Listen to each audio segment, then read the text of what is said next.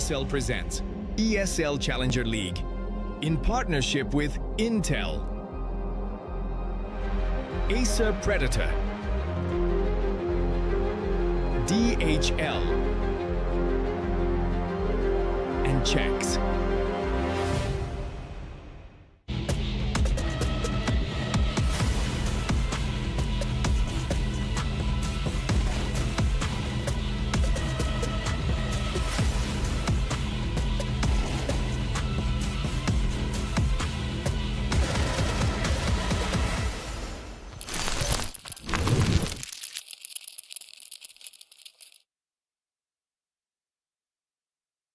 Hello and welcome back, everybody. Another evening of ESL Challenger Asia, number 51, obviously. It's Cup number 2. I'm here, Conky, alongside Pilski. A little bit of Mitch on Mitch action per usual. We're here, guys, for Alter Ego up against FengDa. It is the last match of that lower bracket final, and we're getting sort of real close to the meat and potatoes of this competition.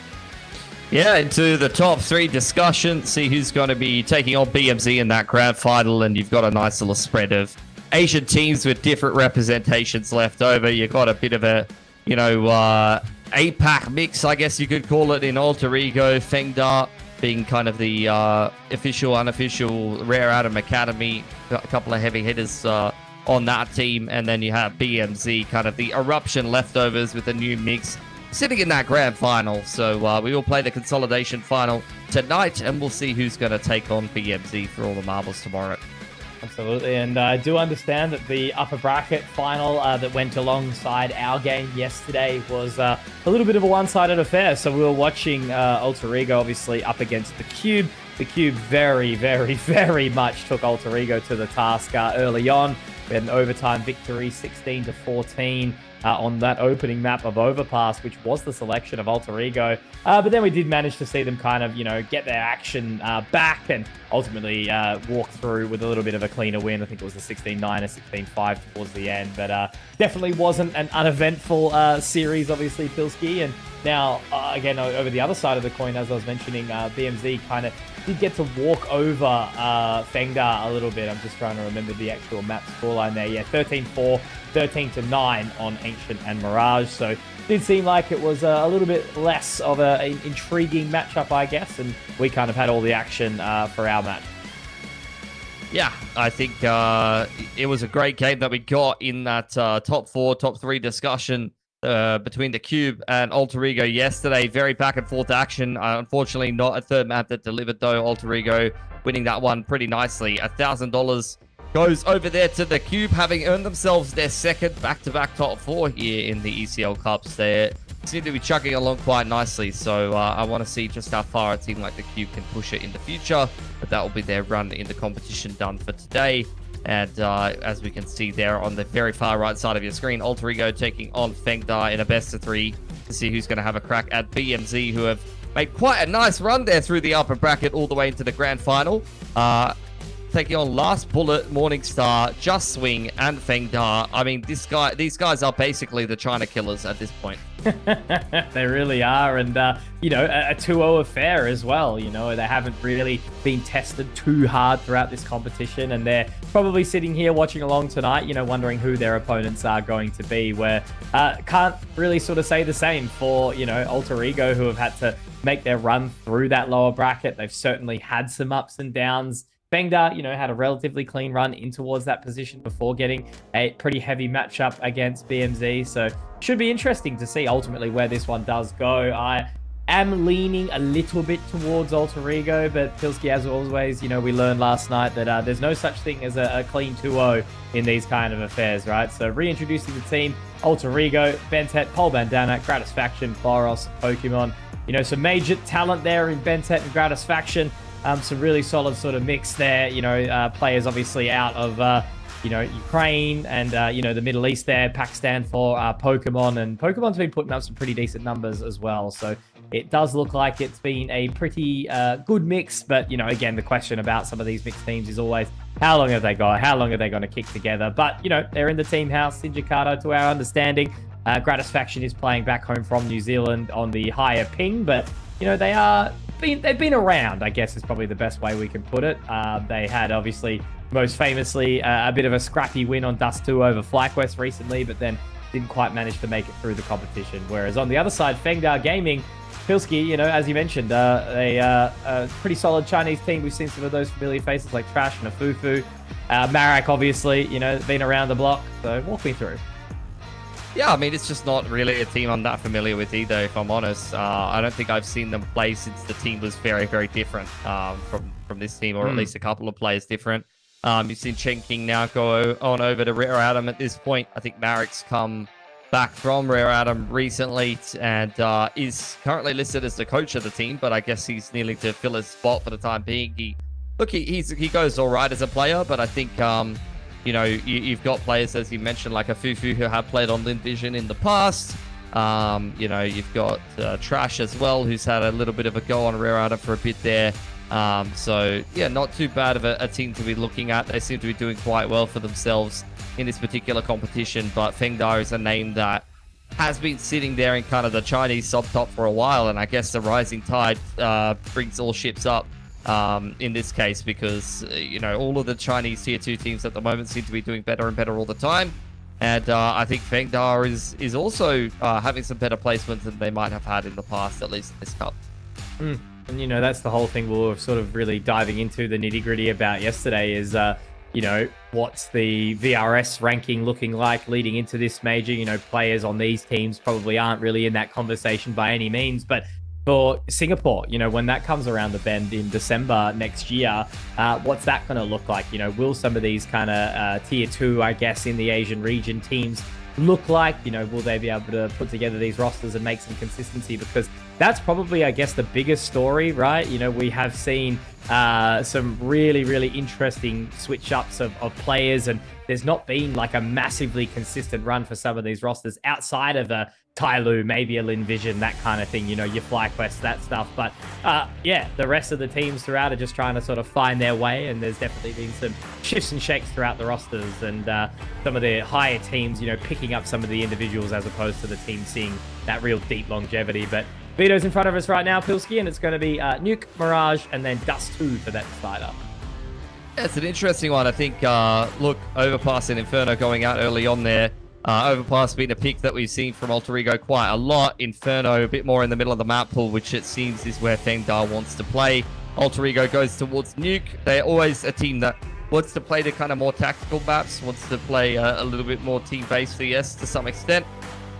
FengDa going to go for Mirage. It's not a map that they have a great success rate on, honestly. They're 14% win rate from 7 maps in the last 3 months, and a lot of those losses come to Last Bullet, Tyloo, Morningstar, Eruption, BMZ. So some pretty decent teams, but I don't even necessarily think like Eruption, Last Bullet, Morningstar, or BMZ would be teams that would be much better than Alter Ego, especially in their current form. So yeah, the Mirage pick is an interesting one. Picking a map that you don't have a great success rate on could definitely backfire for FengDa unless they put in some serious work on it.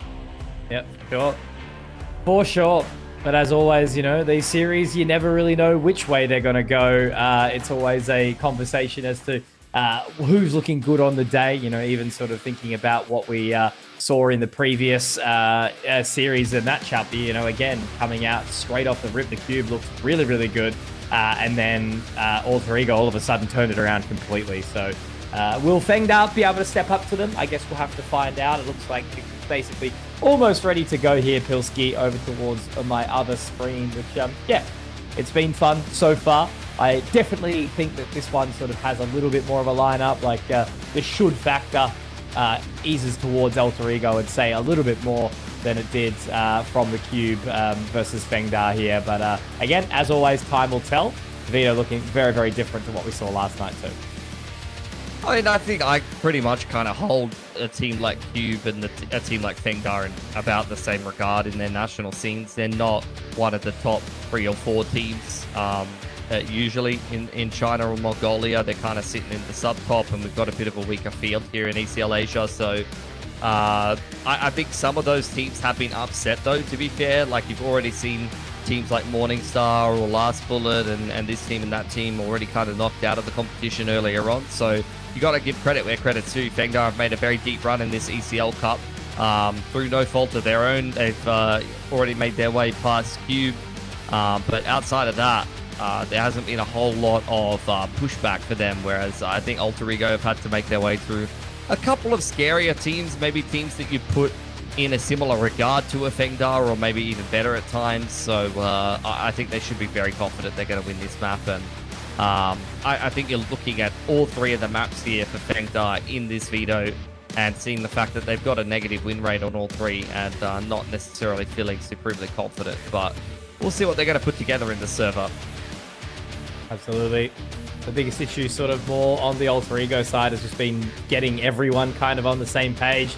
Big topic of discussion yesterday was, Boros able to find, plenty of opening picks, but then also at the same time, plenty of opening deaths. We saw big moments from Pole Bandana. Pokemon also had some good moments. I think Gratisfaction also was doing pretty well given the 113 pings. So, everyone kind of stepped up, but whether or not they were all stepping up at the same time was kind of always the question. And that's what you wonder, when you've got a mixture of, backgrounds and everything like that, mixture of languages. Sometimes the comms get a little bit lost in the source, and we definitely saw moments like that last night as well. Yeah, to be expected for a team with so many different nationalities mixed together. That is the benefit that FengDa has in its matchup. They don't have as many of those barriers, but they definitely don't have anywhere near as much star power as Alter Ego have. So they're going to have to make up for that in some way or another. Either they're going to have to lift the individual form quite a bit, or they're going to have to be quite clever about how they approach some of these maps. Absolutely will. Like we're still just waiting for a couple of things to occur before we do dive into the game.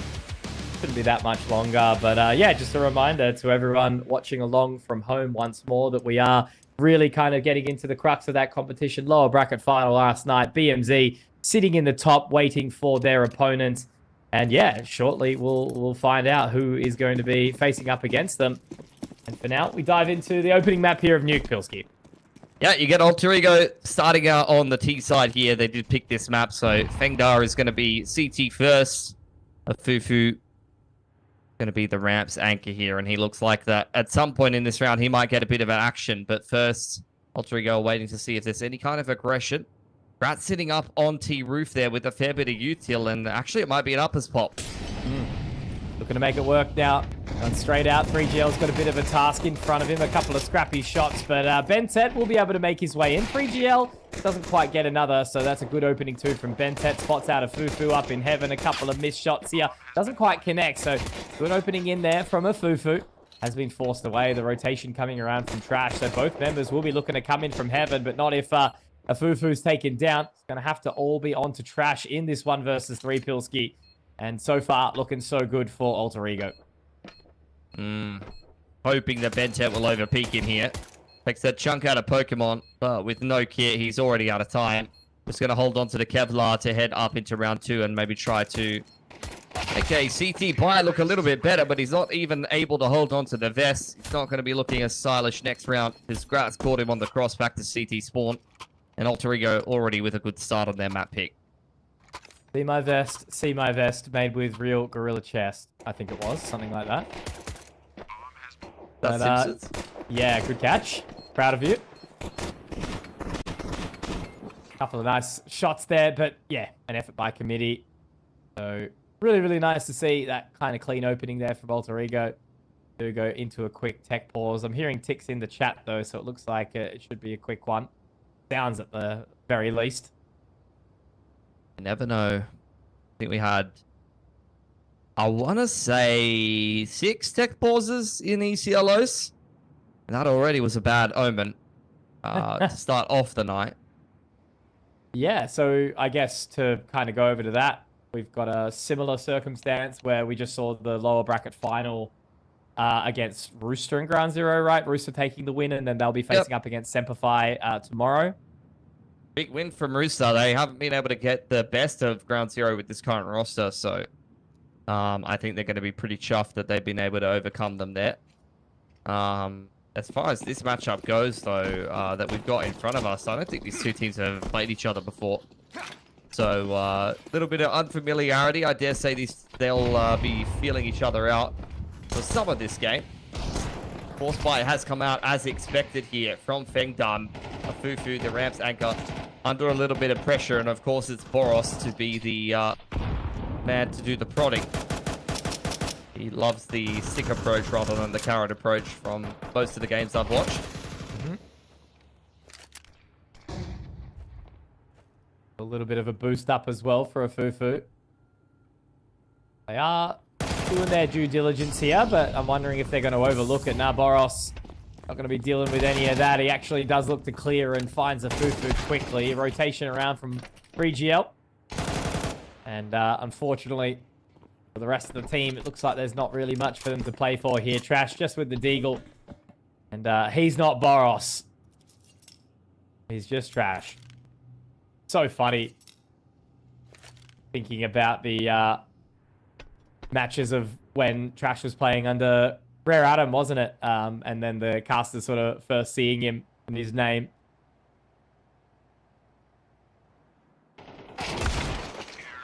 Trash goes down. Around there. There you go.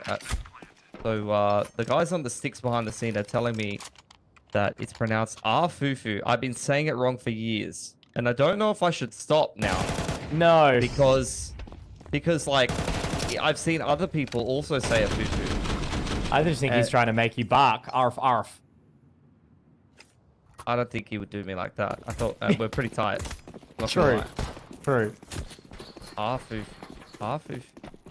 I'm probably even saying it wrong with my convict accent. True. I don't know if there's a way to win. Look at this aircon stack, though. Yeah. From the FengDa boys. They short-lived. big chilling. To move on from this one. Boros still trying to farm here. Should be a nice little nade onto P5P. Quite connect though. Molotov surely going to burn him down. Yep.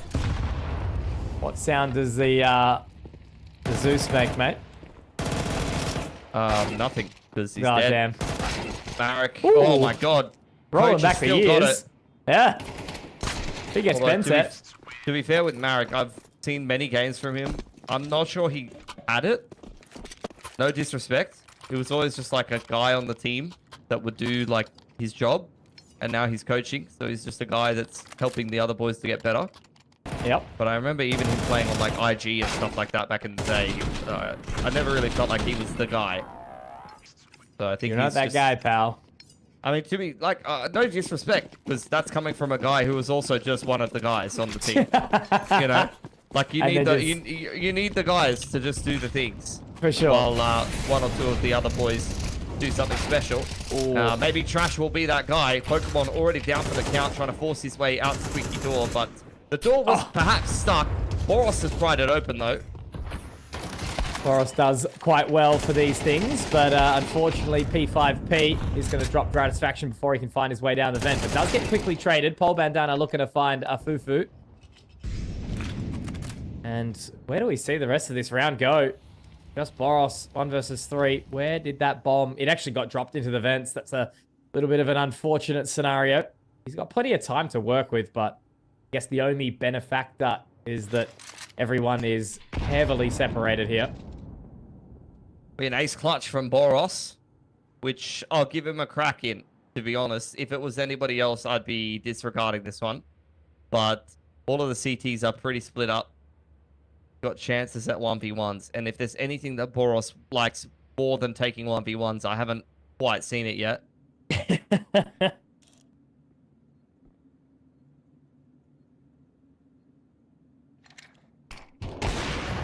And one. Nice move though. Love the flash down the vent to peek with it, but 3GL just clicks on him. Sometimes it's that easy. 3 alive for FengDa as they win their first gun round here on Nuke, but the job's not done yet. It's a good start. Punishing that push out of Squeaky Door right from the get-go, and they finish the round well as well, but they'll need another gun round here if they want to break Alter Ego's money and really get going on this CT side. Split second longer, there was a chance that Boros actually did get that one. If he was able to get the pick on the 3GL, would have had the side of beat to his opportunity, but now as it will simmer for the time being, looks like we are going to see Members of Alter Ego go outside straight into the happy hands of 3GL. Good couple of kills from him. Does get traded out in the end by Bentet. But as Marek does reposition over towards Credit Card, I don't know if he's going to spot anything here. No, taken. Unfortunately, sometimes if you don't click on the enemy, they will go down as Bentet finds a third too. He is on. Does get traded in the end, but it's brought back to a 2-on-2 somehow. I feel like I'm witnessing the second coming of Bentet these last couple of games. He's put together some very impressive looking rounds despite being one of the weaker rated players on Alter Ego. Nice pick from Pokemon. P5P caught in transition, and Trash got a long way to go. Blanked from lobby all the way through guard, and Alter Ego just trusting in the buddy system. That's taking a lot of time, and that's going to allow Trash to close into a better position to potentially try to attempt this 1 or 2. Does have the kit. Smoke and Flash. Definitely a winnable prospect here, and yeah, given the amount of time they're taking, Pokemon gets the smoke down for some safe passage, and it's just going to be a plan towards Decon. Looks like Pole Bandana is pretty aware. I don't know if he actually did get the catch there, but irrespective, going to tuck his way just outside Decon. He actually does get the shadow advantage here as well. Will he clear it? Yep, nice. Very well done. Good response here from Alter Ego. They only allow the one to come out from FengDa and then strike back down, so their money will continue to stay pretty solid. I mean, it was a pretty woeful start to the round, though. Like, we're dry swinging 2 people into an AWP, especially, like, Gratisfaction. His teammates literally just been bagged on that line, and he's run straight into the same angle and died for free. With no cross smokes, no nothing. I don't know, maybe I feel like maybe they had a bit of a read. I want to give benefit of the doubt to a team as good as Alter Ego, but shouldn't be that easy for an AWPer to get 2 on yard, no? You are absolutely right. It shouldn't be, but remember, shouldn't always a little bit of an overstatement in some of these Asian matchups. But look, Alter Ego have got to be pretty happy with this start outside of the previous start to the round. If they're winning kind of a pretty simple 3v5 with 2 alive, that should kind of set themselves up for success here, as they are obviously on the T side of this map in Nuke. Their map selection, Mirage will be next. Fantastic. Went crazy on outside. Yeah. Rolling back the years, 6-2 for him. Bit of a half-bar investment here for FengDa. They want to give themselves a crack at getting some damage done. The money really hasn't built up yet for Alter Ego. Only 2 players surviving in the round previous, and some of these rounds have been close. Boros quite low. HE breaks open the smoke and exposes Bentet in the open. Finally gets cleaned up, but it's well traded by Pole Bandana as Alter Ego take Annex and outside. Straight out from Marek. Still continues, but look at this space found by Boros. If he's not spotted, might get a little bit tricky, but Afufu unfortunately will go down, and 3GL only has the scout at this point in time. So they're still very, very separated. Gratisfaction's looking to make his way over towards Annex. He'll join the boys on towards the side of A, but they spot the info now, so they know site's clear. They're going to be able to just lock that one in nicely. And, well, Boros, he doesn't go with the team. He just goes for the frags, and he will be rewarded for doing so. So, fair call, fair round, fair Boros. Oh, like an insurance ad. Same age, same income, same super contribution. Oh, but there might be a lifetime worth of differences. I'd love to see the Mitch Concannon version of that, but that is for another broadcast.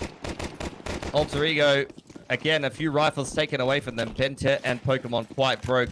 No loss bonus behind this. Here's the reinvestment from FengDa. Can they find a reset here as some kind of util is being set up on towards lobby roof there. There's 3 boys there. Are they going to triple boost? They're going to do it. The triple boost. I hope they're going to do it. No, they're going to do some crazy execute here. Infly the mollies. Okay. Carpet bomb. Yeah, really gnarly. Look at the flames just flying out. Bentet only gets the 1. The P5P is going to go down to the hands of Boros, though, so that will be the site cleared again. And yeah, man, look, Afufu and Marek have not really had much of an opportunity here at all. I think they're actually considering the save, and with Boros just snapping aggressively at the heels, they might even have a bit of a challenging task at it too. Like Afufu's gone towards heaven. Disgusting uppers execute. Big carpet bomb all across the site. Afufu's gone down in the meanwhile. Marek, oh, he can't even hold on to his gun. 4 alive for Alter Ego. That's going to steady the money. And FengDa, despite a moment or two here or there, it just really does not feel like they're a competitive team in this matchup. Not at all. You know, early signs. I mean, look, you can be hard at times to get the ball rolling on that CT side if you know, have the defenses broken. And we did see very early on that one of those rounds where 3GL was able to get a couple of free AWP picks, you know, nothing was converted afterwards. So, yeah, no real signs. Very lackluster. Back onto the pistols. A stack on Annex. Aggression on radio. Pushed away already. Fufu already down. Marek, not the best spacing to be doing too much. Couple of opportunities taken advantage of there from 3GL. He's maybe been the standout, I would say, for FengDa, but not, you know, blowing the doors off just yet. A winnable round with the pistols, though, in the 3-on-3. This is a good positioning on Windows. Two here. But they've opted to go straight for the side. I don't think there's been any information spotted. Bentet caught by Trash. As they do control that site for the time being, it's just going to be whether or not Boros can continue to tap heads. He's already found 2 in the rounds, and you know how good he is on the one tap. Drops P5P, and now 3GL will be the last man standing. Gratisfaction very much taking point, but Gratisfaction doesn't take any of the frags, as it will be Boros again. 14-4, man. This is kind of the vintage Boros that you expect in, you know, some of these kind of more noob stompy games, I guess, for him. I mean, this is what we were saying. Like, a bad game for Boros is like 19-20, you know? Yeah. With like, you know, maybe slightly negative opening duels. A good game for Boros is like 30-4. And it's not even that crazy, like, when it happens. He just runs around the map and takes duels with everybody, and you just got to shoot back. Like, Boros brings it back to caveman era. He hits you with the rock, and if he hits you with the rock first, you're dead. Unlucky. Sometimes it be like that. Completely unapologetic days back then. Looks like the pace is still continuing. Are they running straight through that molly? Yeah, smoked out, but Fufu's going to just deny quickly. Bentet does get the trade ultimately, however, does start to make it a little bit more uncomfortable. They're trapped over towards the ramp. They haven't been able to get any further spacing down towards Mega. They've actually gone back, and I like this proactivity through door. Crash is having a little bit of a look, but inside this smoke, I don't know how much they're actually going to be able to find. It's awkward if they continue to go further forward. What's the lineup going to look like? P5P does get one, but again, traded, so it's into the 2-on-2 once more, Pilski. Alter Ego. Not the first time they've wrestled their way out of a man disadvantage. 3GL on the line. He's been ever reliable on that AWP. Bentet. Might be time for another vintage round, my friend. A 1-on-2 on the cards. Unfortunately, he's caught the bad end of that nade. He's getting harassed with utility, and Marek is just waiting in the vents for him to pivot back to that B site. Yeah, real patience game right now, and it's not going to happen. Well done by Marek. 2 30-year-old talents duking it out inside the vents. And we will see the advantage taken. So FengDa holding for dear life right now. I'm not a 30-year-old talent yet. I got a month left, Mitch. Yep. So what are you doing for your birthday? What's happening when you're 30, flirty, and thriving? I'm going to be in Korea. Yes? And my father, who is like a bit of a hermit, has gone, I'm going to fly to Korea for your 30th birthday. I'm like, oh, what? That's very cute. It is cute. Because he's like not really the kind of guy that would do something like that. So yeah, I gotta figure out something to do. But I don't have any special plans. I'm sure all you I can know work is something out. I wasn't invited to your 30th birthday. You actually were just to totally. I mean, you would have had to fly across the country, but you and Elfish Guy both got the invite. I looked at flights and I said, no. I love you, but I don't love you $600. Oh, dude, people. I think it was something like that. Yeah, people will never understand the domestic $1,000 Australian flight just to get 3 hours across the country. Is it 3? I thought it was a 4-hour flight. Depends on exactly where you're going. Like Melbourne at times can be 3-ish, Sydney 4-ish, and Brisbane 5-ish. Yeah. Well, Paul Bandana is continuing the tech terrorism of the ECL tonight. He's back. It's back okay. Quite quickly. That's good. You always wonder again, you know, just the logistical nightmares that have been brought on by people in so many different locations. All different infrastructures, obviously. Yeah, credit to Alter Ego, though. Like, this is an Indonesian org through and through. They love Counter-Strike and Bentet so much that they've said, all right, whatever. Like, as long as Bentet wants to play CS, we'll field the team. Yep. Bentet, go pick 4 of your mates and we'll... The last hope of Indonesia. Oh, dude. He would, yeah, we were talking about this yesterday. He would be the only, like, last active Indonesian player that's got kind of some accolades, hey? In CS. Yeah.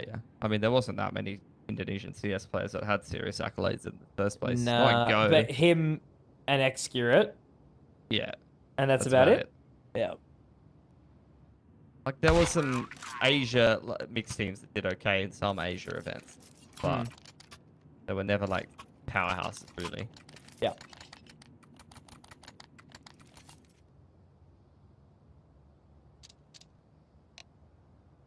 Actually, right at the start of CS:GO, Indo was one of the better, like, countries in terms of some of the Asia events and Southeast Asia, like, competitions and stuff like that. Yep.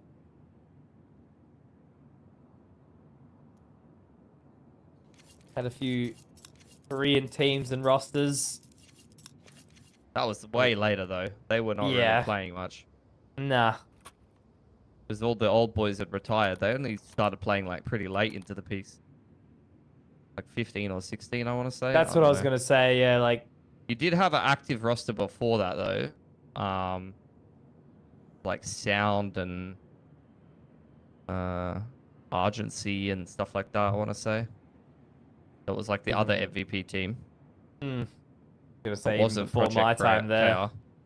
Yeah. That's where Zine came from, I think. Right.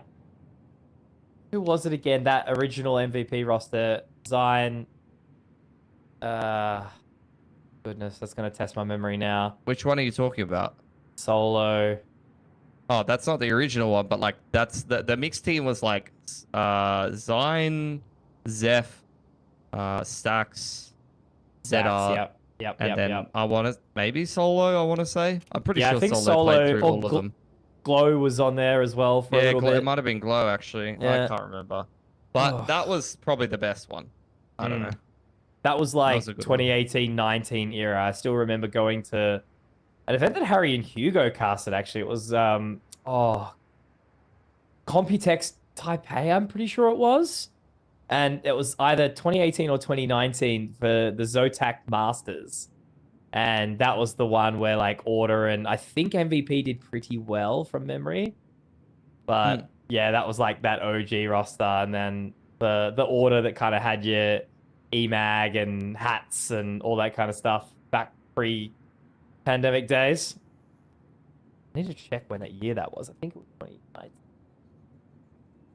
It might have actually been Glow, so I don't know where Solo went during the team that I'm thinking of.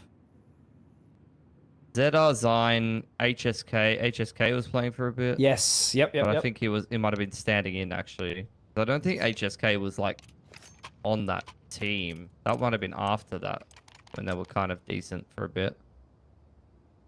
Let's have a look. Yeah. I don't know. You had a couple different roster shuffles. All About Dad is back in the server. We're still waiting out this tech pause for now.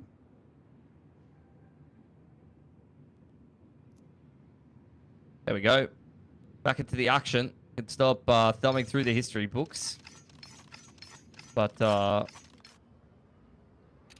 far, it's been a bit of a pummeling for Alter Ego. You had a couple of rounds here or there where FengDa have been competitive.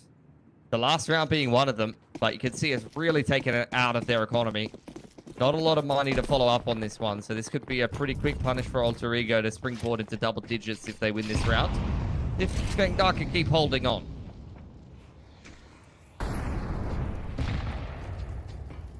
P5P punished. Pokemon quick on the sticks, man, as they do push towards trophy now. Fufu will be able to drop Gratisfaction. Actually, a second as well, completely uncontested here. Pokemon should be good for one, surely, right? No, nothing at all Boros has managed to find a hell of a lot of space towards outside here, but Trash should surely find him on the other side of the squeaky door. But instead, he is just going to sit and hold just from the vents for the time being. And is he going to activate and execute here? I think Afufu actually might be able to find the timing here if Boros... Oh, it's going to be awkward on the game of timing. Yeah, Afufu, great round from him. A big 3K. 3 rounds on the board for FengDa. That was by far and away the most lackluster round to come out from Alter Ego in this map so far. I mean, it started well, and then they just got lobby crunched. T5P gets head taken off with just a raw adjustment from Pokemon inside of the hut, and then despite the fact that Alter Ego saw that hut aggression and were set up inside a lobby, it's just like 2 or 3 players that get shot in the side of the head. I feel like that should be alarm bells if you see a guy running it down on hut as a rifler there. Regardless, Alter Ego, Boros with the hero AK, Pecky's in hand, only the singular flash in this round, so they've got to respect this initial wave of utility and wait for a good timing.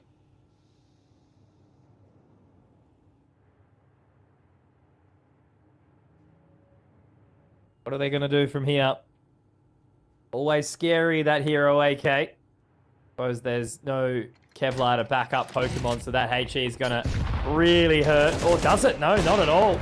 Lots of damage being dealt. Gratisfaction goes down, and 3GL is able to hit a couple of decent shots, but they are maybe going a little bit too aggressive. Yeah, 3GL has just farmed them. And Pokemon, yeah, he's got an AK, but he's got no friends. Drops 1 on P5P.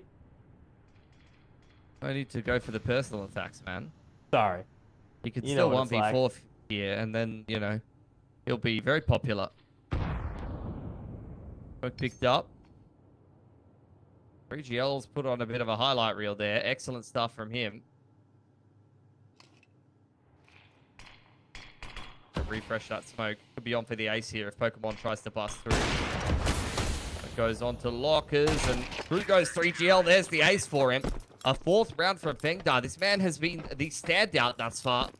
Every time he's had the AWP in his hands, it's been nothing but gold.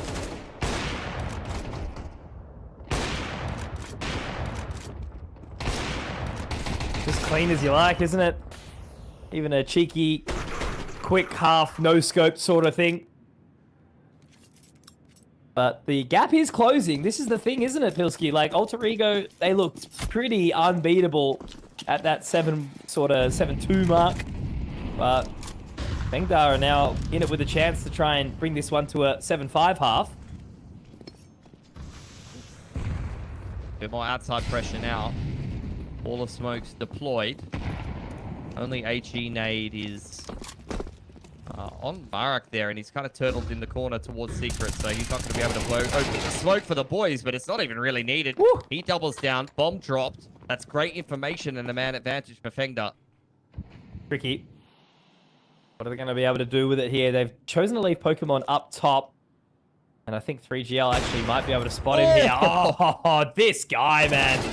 He is absolutely snapping necks, cashing checks, Trash. Unfortunately, unable to connect onto the shot here. So 3GL's got a bit of heavy lifting to do on the rotation. They are going to be able to head his way out, but Afufu drops into dark and finds Ventet in the process. That molly going to make it real uncomfortable right now as well. Bomb actually dropped, and 3GL to get it done. What a turn of the tides, man. That is beautiful stuff as you see it right now. Ping up there again just to confirm, obviously, Gratisfaction's location. But overall, that was a great recovery to come out from FengDa. 7-5 is the half. Still plenty more work to do as they move over towards that T side, but let's see if it's enough.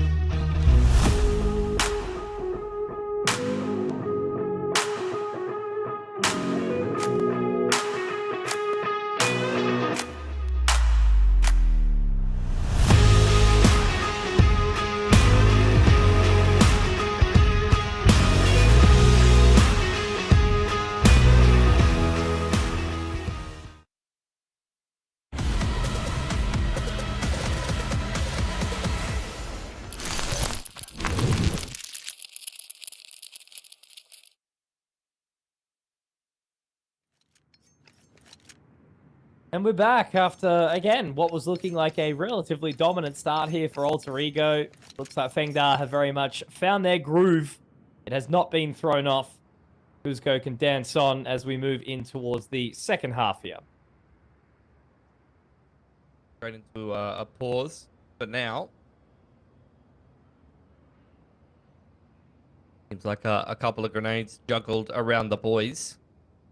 FengDa prep themselves for an exit. 3GL with a nade, I'd imagine, from the door, which might indicate some kind of vent drop or a uppers execute of some kind.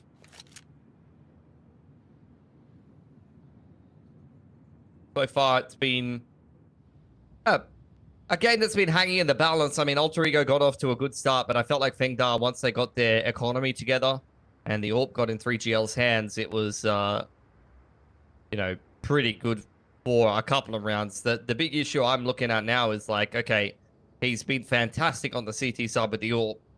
A couple of the other boys have had a multi-frag or two here or there, but now we're on the T side. Who is the guy that's going to get in there and get those big multi-frags? Because I think pound for pound fragging wise, outside of 3GL, I don't know if the guys on FengDa are going to be able to do as much work as Alter Ego. Happy to be proven wrong though.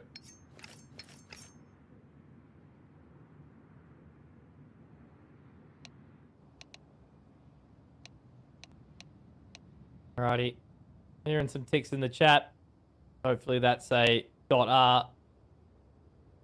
Yes, it is. Ready to continue on here. Onto the other back of this half.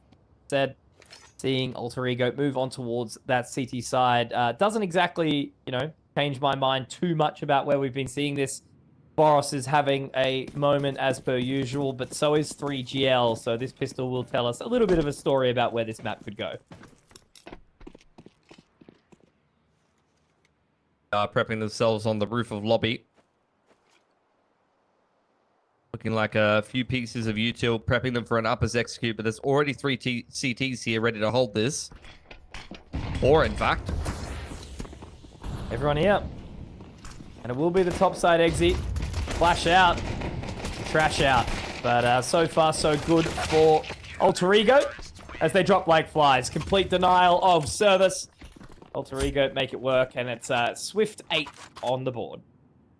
When it's a big uppers stack, the execute was a little bit clunky as well. Took a little bit too long to get going. I think the heaven smoke landing like that was a big tell that it was going to be a commitment towards the upper side, and the entry off the back of the flash wasn't too clean either. I think one or two of those T's coming out hard got full blind by their own team's flash.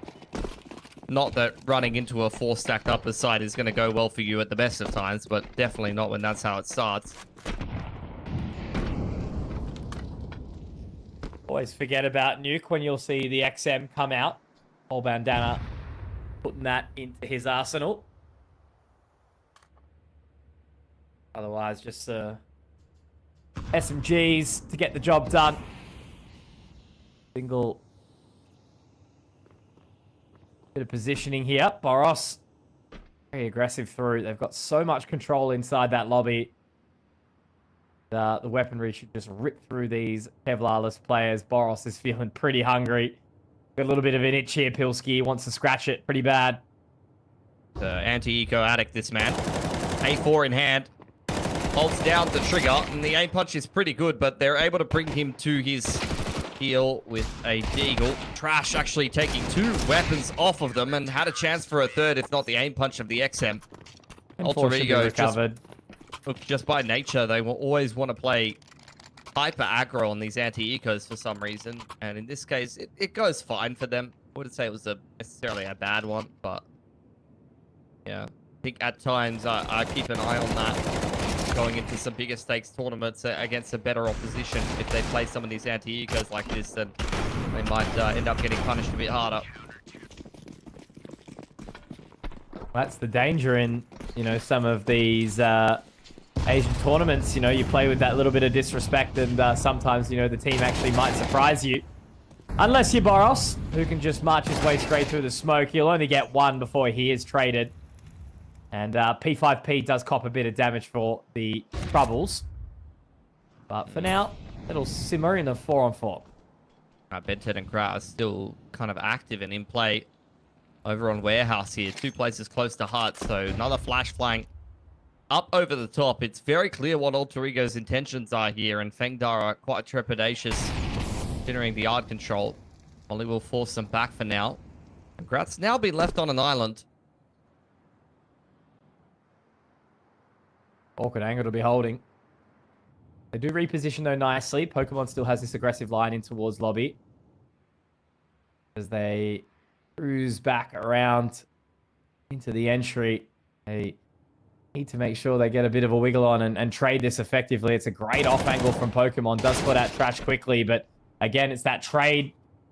When you don't have a secondary to back you up, these can overwhelm. Pole Bandana on towards that line. Does have the support from Gratisfaction. Hits one. And a Fufu, is he going to be able to connect? No, absolutely not. The XM getting the work done. 3 alive. Good money. Picked up by the shotgun. And double digits already secured early for Alter Ego. Once again, resetting the economy of FengDa. Yeah, no bomb plant. So that's going to take a couple grenades away from them. I felt like Marek, you know, he's, I believe, the coach standing in the roster, but he played it perfectly. He's playing up close, trying to punish somebody pushing close to Annex, and he's anti-flash for Boros, but it's Boros versus a 30-year-old man. So it's still going to be Boros winning that.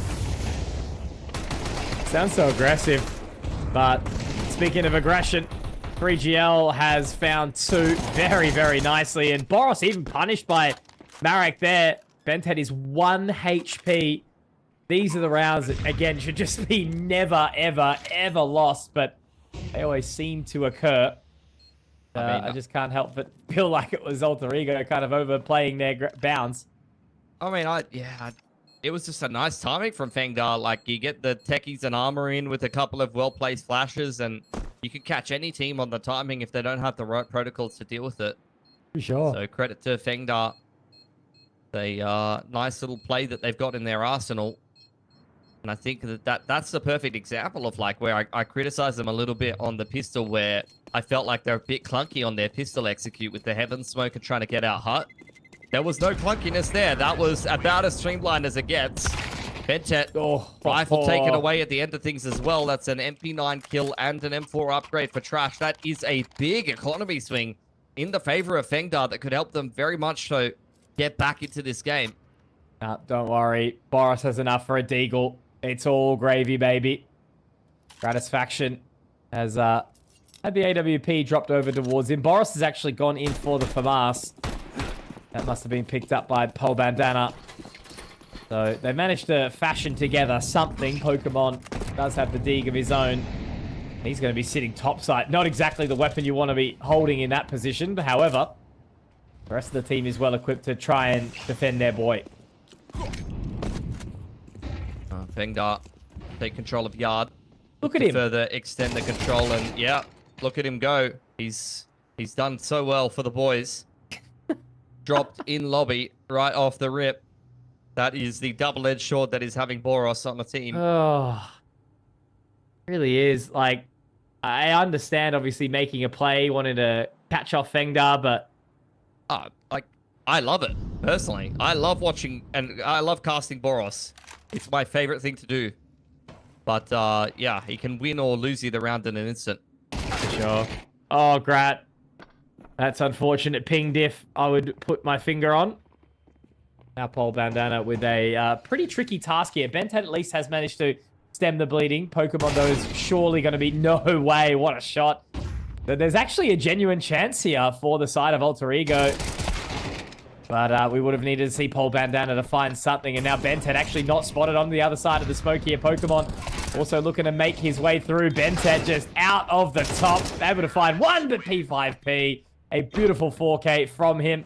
And that will be the round done. So a very, very nice recovery here from FengDa after it did get a little bit hairy in the disadvantage. But that will be the reset. They're starting to put themselves in a winning position. What a sequence from P5P. I mean, before that round, he is 6 and 16, I believe. And he gets a big 4K there with a double entry running out the vents. A lot of different angles for him in that round. What a time to step up. to break Alter Ego's money and give FengDa a pretty good chance, actually, here on the T side. They're going to start picking up some serious momentum. Bit of a lobby crunch coming out for Alter Ego with the pistols, and Fufu does well to defend that, dropping the molly for safety. It's going to be a hard one here. I mean, Pokemon does manage to spook him off, but has to reposition accordingly, and it's really just kind of playing house at this point in time. They're trying to knock on the door, wanting to sell you something, but the guys are saying, look, not today. I've already got my subscription. Subscription too. I don't know.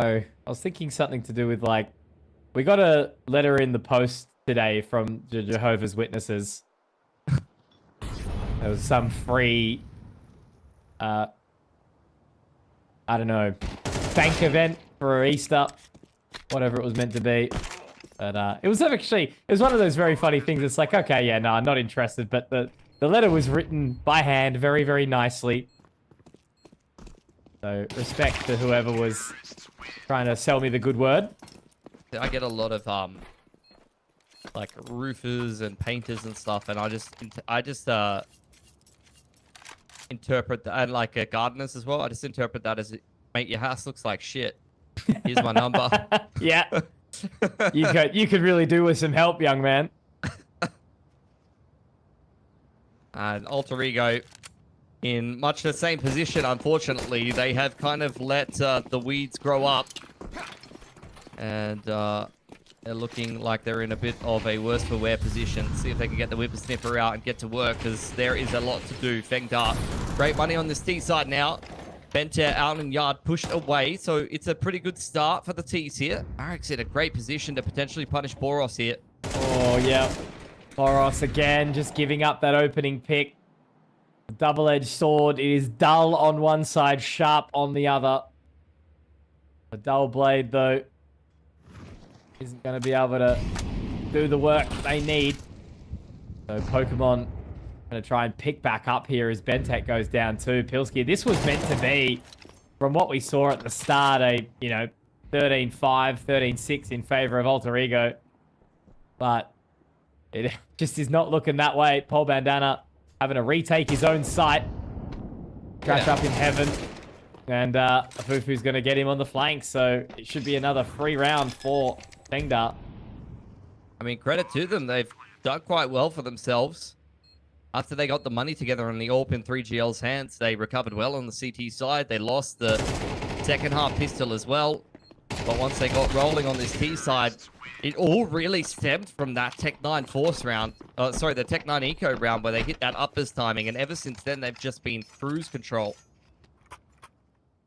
Not like any broad stroke of luck that they've won this game. They've got some pretty good structure here, FengDa. Another good punishment on quite a few aggressions on different fronts from Alter Ego. Once again, breaks that CT side money. FengDa are looking like they want to size up double digits here and even up the score.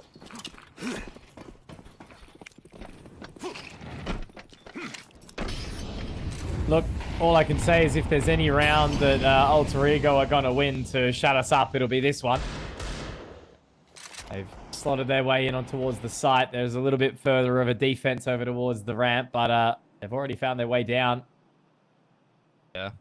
I mean, this is just nice from FengDa. They don't even have the lobby lurk to potentially get caught off. This is everyone committed across the secret, and a Fufu in a great position to cut rotations that is much safer than sitting in the backside at Squeaky.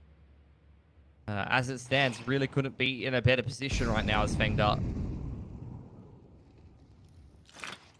Where are they going to come in from?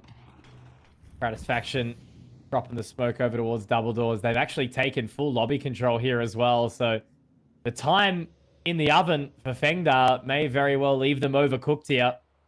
50 seconds. Boros is isolated from Silo. A little bit of information now. They want to try and break through, and that's going to be the first little bit of information on towards 3GL. Crash goes down. They've done some pretty decent damage here, but Boros taken down by a Fufu around, and Satisfaction aim punch makes it tricky. Now the remaining 2 members should surely be spotted out here. Pole Bandana does a little bit of damage, but Bentet's going to be caught out as well. The CZ, not exactly the weapon to try and make this work here in a round like this. And I can't believe I'm saying it, but I probably should learn my lesson by now. But it's FengDa here, 10 to 10. Pack timeout for Alter Ego. Doing what they can to stem the bleeding, but it feels like they are getting outplayed a little bit at this point. FengDa looks like the team with some better structure on this T side. Marek's actually having a decent amount of impact at the moment. And all of the boys that were having quieter performances on the CT side have all kind of stepped up around 3GL, who hasn't needed to do nearly as much heavy lifting on the T side compared to the CT side. There's just been nothing, has there? Very lackluster. A bunch of individuals trying to go make plays. Boros has had basically no impact on this CT side. Like, the fact that he was, what, I think 15 and 4?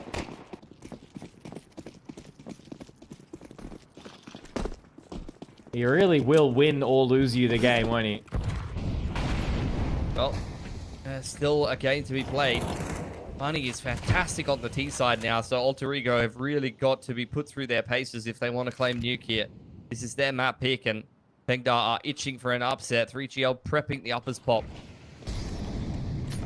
Would definitely be a star-studded roster like Alter Ego. FengDa playing with the coach.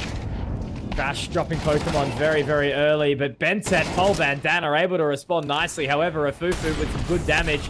Molotov will burn him down once again. It's Bentet that has to be the hero, but 3GL needs to just line him up on an individual basis. Bentet trapped in the annex, doesn't have the support just yet, but it will be the 4K for Bentet once again. He's up the top of the server now, 20 and 14 off the back of this round, just bloody dragging the kids, kicking and screaming. We've got KFC at home, he says. It's Indian fried chicken at that point. Yeah. We got some damn good chicken in Indonesia. They do. I am Goreng. Delicious. I'm Mitch. Nice to meet you. Double AWP now. Let's see this side. Or Alter Ego. See if that's going to change anything up. Boros is one of the players wielding that AWP. Initial wall of smokes across outside will be blown open by Bentet. He's been given a couple of nades over there on Unbreakable. It doesn't look like Marek's going to get caught on the cross. Oh, he will. Great opening from Pokemon. However, Boros AWPing now. Has managed to find one pick, maybe potentially even 2 here. Not quite. Narrowly missed that shot. 3GL now trapped in the corner as Pokemon does start to press the narrative here. It's going to get really awkward and uncomfortable. I don't actually know if he's spotted Pokemon in this walk-up. He's still watching over towards the elbow, and Boros actually does get taken down in the process. Surely he's not going to clear this, right? No. Would trade out by Pokemon, but Trash does find Pole Bandana in the process. Bentet can't quite get taken down either, so it should be A-okay in this round, and Bentet, a dunk, a slam dunk. They'll find 12. A little bit of pressure taken off, though, for the time being. Yeah, 2 rounds, 1 back-to-back off the back of the tack timeout. Right, when Alter Ego needed to lock in, that's exactly what they did. Wasn't clean, it was a scrappy round. But a couple of multi-frags from the reliable members of Alter Ego. To FengDa respond with. Again, it's quicker smokes. 4 smokes invested front, then, and 3 towards outside early on here. Gratisfaction already caught on the cross. Yeah. This could be FengDa starting things off with a bang. I think he was trying to slot into top of secret there, wasn't he, to get that line out towards red, but punished on the cross. Pole Bandana also meeting his demise too, so gonna have to see a bit of reliance on the aggressive pushes coming out from both Boros and Pokemon. Already taking lobby control, already taking that frag. And it's going to be Boros actually peeling away, dropping down towards Mega. Pokemon continues to push. He actually might be able to find some timing down vents here. How do they want to do this? Bentet, he can find 1 or 2. It could be absolutely massive. There it is. Should be game closed now, Pilski. Unless 3GL can live up to some of the, potential that he has been putting up inside this map. He's got the bomb will be able to look to get that planted. Where do the rotations come from? Straight out the orange doors, and now he's just got to look at too many different angles. Once again, Bentet, I think that's 9 kills in 3 rounds. And that will be him basically, again, dragging the team across the bloody line, putting him into the backpack, and Alter Ego will walk away 13-10. It's not as close towards the end as I thought it would have been after FengDa did manage to tie it, but still certainly scary, man. You know, Alter Ego need to get cleaner at closing out some of these maps if they want to take some bigger scalps in future. Yeah, credit to FengDa, though. I mean, they lost both pistols that game, I'm pretty sure, and they found themselves at, what, a 7-1 deficit, and they still put themselves in a position where they potentially could have won the game. Like, you got to give some respect to the Chinese blokes on the other side of the server. This was Alter Ego's map pick as well, so I don't think this series is necessarily going to be done and dusted as we move on to Mirage. It should be a map where FengDa, I mean, I want to say will be a little bit comfortable. I want to see why they picked it into this series, because it's a map they've got a pretty atrocious win rate on. And Alter Ego, look, they don't have that many reps in the last 3 months, but I'd imagine there's going to be a bit of method to the madness for FengDa, because they've already kind of surpassed my expectations on this first map. Definitely a map they could have won. Barely slipped through their fingers, courtesy of, as you said, some star power from Bentet after the attack timeout. That was a serious lock-in. Definitely so. I guess the only thing we can kind of allude to on Mirage is the fact that everyone really knows how to play it. You know, it's very, very popular in the old pub queues, and it's one of those maps that does allow for that confidence to come out. You know, a little bit of aggression, punching downwards. So if one of these teams has a bit of momentum behind them, you know, maybe that will be Alter Ego here. But yeah, as you sort of said, you know, you're hoping that with FengDa making that map pick, they'll have something prepared, something planned that's going to catch Alter Ego off guard. Otherwise, we might be very well shipping this mixed roster in towards the grand final up against BMZ. But we'll obviously have to find out shortly after the break. Before we do get into that one, we'll be back in about 10 minutes or so.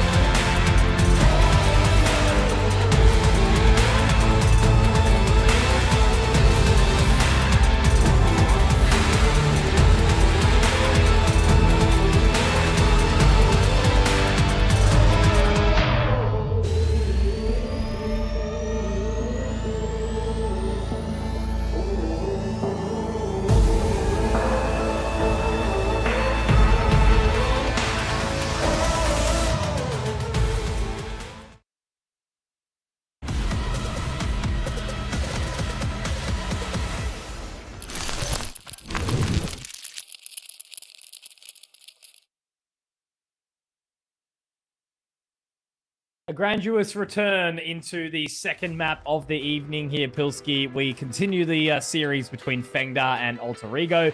We've just had a win, a 13-9 victory on Nuke. It was a pretty close one in the end, 13-10 rather. Did get a little bit more close for comfort than Alter Ego surely would have liked, but now we move into Mirage, a map that plays completely differently, to see where this one will end up. Yeah, map MVP going to Bentet. I feel like in this cup in particular, he's been putting together some pretty good performances. He's been one of Alter Ego's weaker rated players throughout certain periods in the roster, up there with Grat. But quite honestly, I feel like in the last couple of games, he's been rolling back the years, and I think Nuke was a perfect example of that. He very much dragged the team kicking and screaming across the line in a game where they definitely could have lost. They're 10-10 on the CT side. No money behind them. FengDa had great economy on T. Definitely could have seen the Chinese boys getting across the line there. Shout out to 3GL. His AWP on CT side was phenomenal. He was indeed, yeah. No, it was a really, really good run. He was looking nice and clean for moments, but yeah, unfortunately, the rest of the team wasn't sort of able to step up to the same level that he was delivering throughout that one. But it's, I suppose, good signs, right? You know, we're using some of these matches, obviously, to watch a number of the individuals. You sort of managed to mention that this feels like a little bit of a rare Atom Academy roster, I guess you could say, with some members obviously floating in and out of the main roster. In that regard, so there's always those individuals that you kind of want to keep an eye on, and 3GL was definitely one of them. But Bentet continuing to roll back the years. Saw some moments for Pokemon and Boros as usual again, but as we move into Mirage, it is a heavy hitter map. We're going to have to see confidence. We're going to have to see momentum, especially be carried through. But as per usual, it's not going to be the first few rounds telling the story. We'll have to get into the real nitty-gritty before we work out if this one is going to go a 2-0 in favor of Alter Ego, booking themselves a spot in the grand final of this Cup 2, or if we'll see FengDa push us all the way to that final map of Dust 2. We've got to answer the question as well. Why have FengDa picked this map? It's a map that they don't have a good strike rate on. One from the last 7 games they've won on Mirage, whereas Alter Ego are 2-1, not as many reps on it. So let's see what FengDa have cooked up here, starting out on the T side.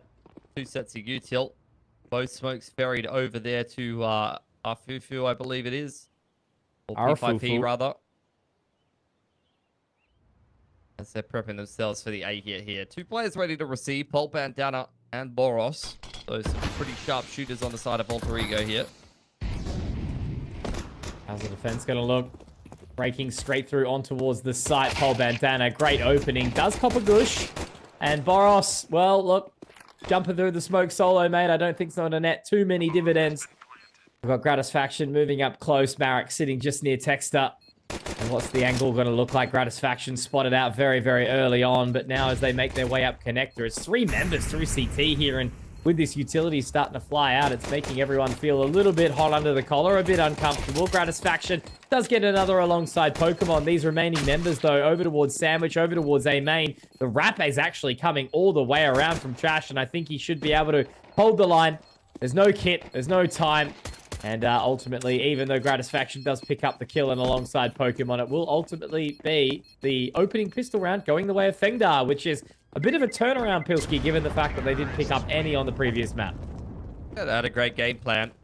Played that post plant well, given that it was planted nice and open on triple side there, I believe.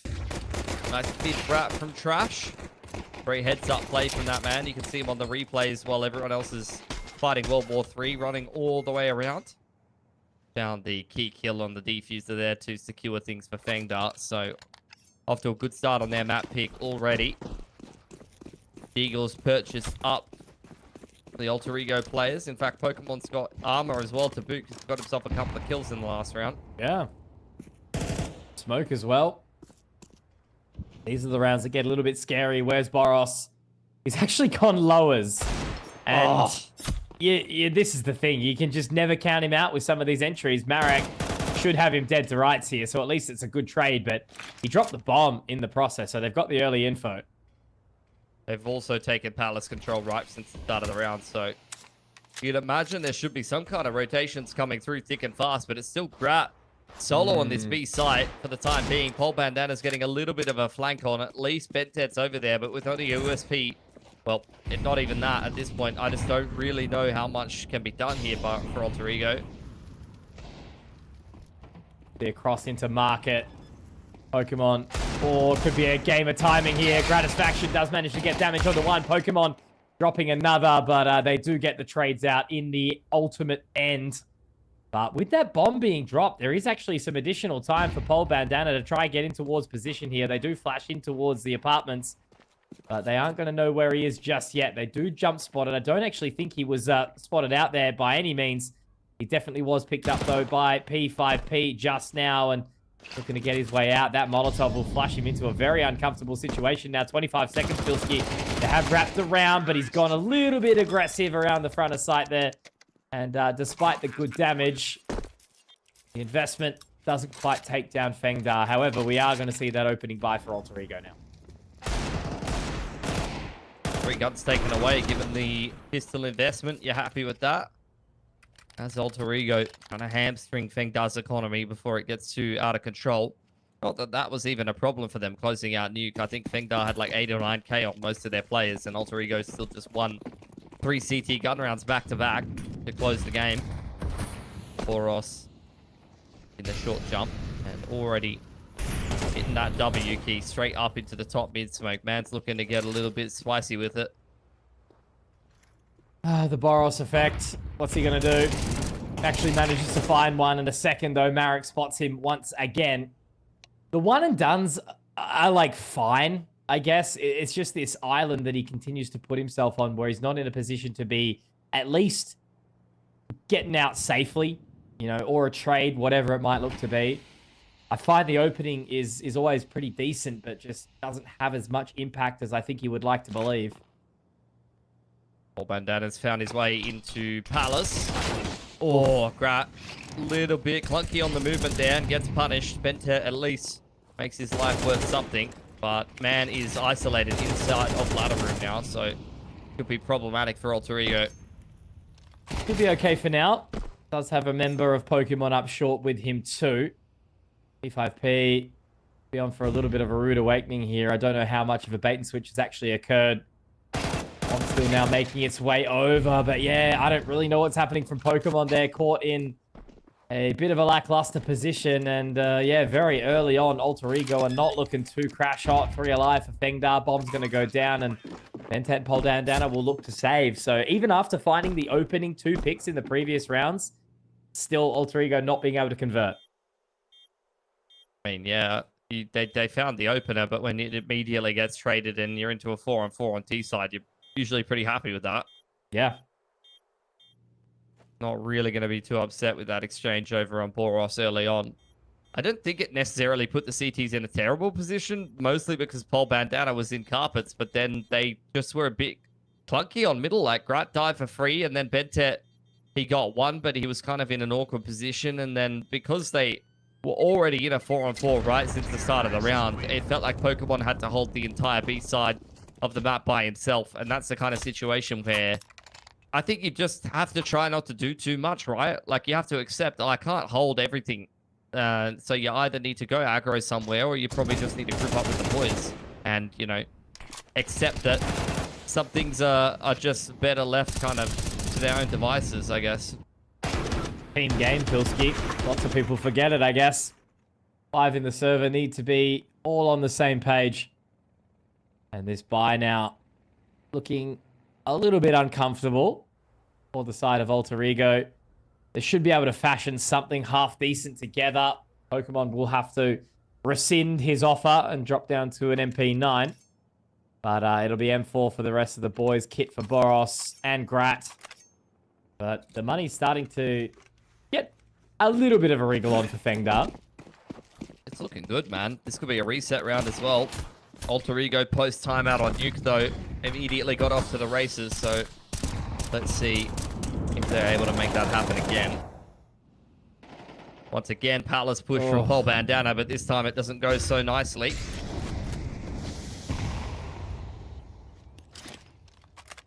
A little bit of a slower start, I guess you would say, from Alter Ego outside of Paul Bandana's investment into Palace. They've got 3 here, which could be a pretty decent payoff if they play their cards right. Actually, all invested some additional time into facing their front of sight here. Going to be a bit of an interesting one as these other members get up towards connector here. Bentet slothing towards under Valk. No, he's actually looking into the A main position. Does get 2 very nicely done. P5P, however, and 3GL able to get a couple more. I don't think they're going to be looking to find Boros, who has just baited his team to the abyss. But look, if he's able to get a couple away for his troubles, maybe it will net some serious dividends as Pokemon. Surely just going to be a little bit of the bait at this point in time. 1 and maybe 2 from Boros for the time being. No, runs out of bullets. Just very limited impact here coming on through now as FengDa do manage to collect 4. As you said, they've reset the economy once again, broken the money, and they are stacking up very, very nicely here this side of FengDa. Looking really good for FengDa. But not a great strike rate on Mirage and a couple of scrappy rounds. They've very consistently been winning them in the post plants. Hero rifle for Boros and pistols and armor for the rest of the boys. This is a CT side to forget so far. Again, a good start from Boros, and this time untraded.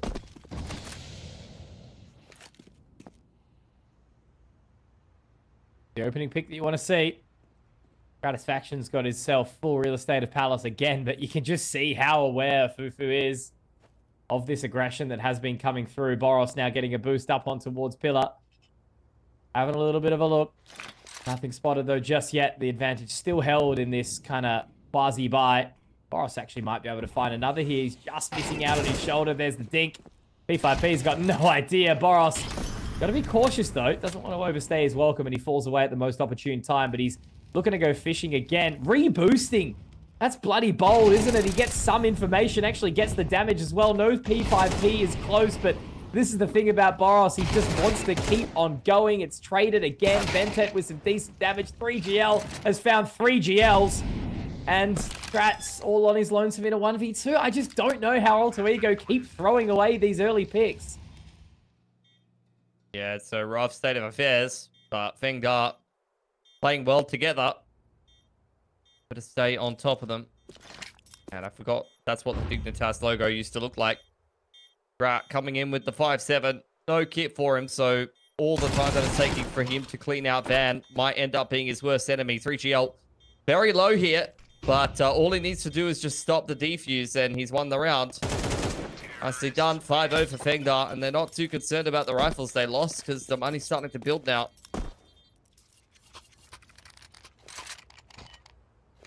Crazy, crazy start right now. 5-0.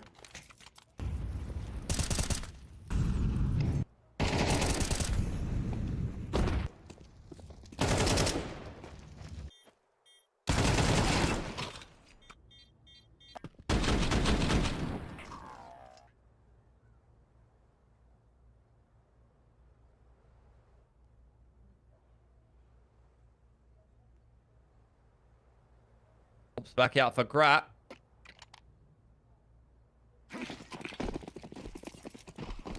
If Alter Ego can finally break the dry spell on this CT side, they've been having a lot of problems thus far. Boros again going on the front foot.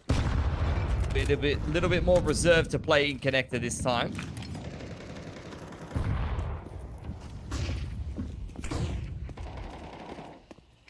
Already found his way all the way down mid. Boros just waiting patiently inside connector this round. Has already taken a fair bit of damage, and I think he'll be almost being sent down to the grave. Does live on though, however. But it's a laboured round again already for Alter Ego. P5P on his way into connector. Pole Bandana seems to be very aware of a potential prospect here, but as that smoke fades, who's going to get the early catch? It'll be Pole Bandana. Good opener. What to do now for FengDa? They've got a deep insert inside a ladder room. And the rest of the boys are grouping up with Trash, who's gotten a lot of space in big apartments. So good timing from Marek, and 1 or 2 entries onto B, and this could still be a round. But you're starting to get a few more rotations from Alter Ego. Bentet's going to have to go big here. Utility will start to march down. 30 seconds. Still that lurk being held by Marek, but no rotations obviously coming around. Marek gets taken low by Boros, and now it's just going to be this weird dance around the site. Pokemon does go down, but Paul Bandana holds on from Market 2. Bentet just kind of observes that round, you know, doesn't need to do anything, just keeps them in check, making sure the boys are showing up to the party to take those couple of kills, but we do finally see Alter Ego get onto the board here. Good round to win. Don't think you got the plant down there for FengDa either. So 2 players have got like 2.5k to work with. A Fufu and Marek down to Tech 9 armor. Reset potential here for Alter Ego. Big round for them. To get back in this game of Mirage.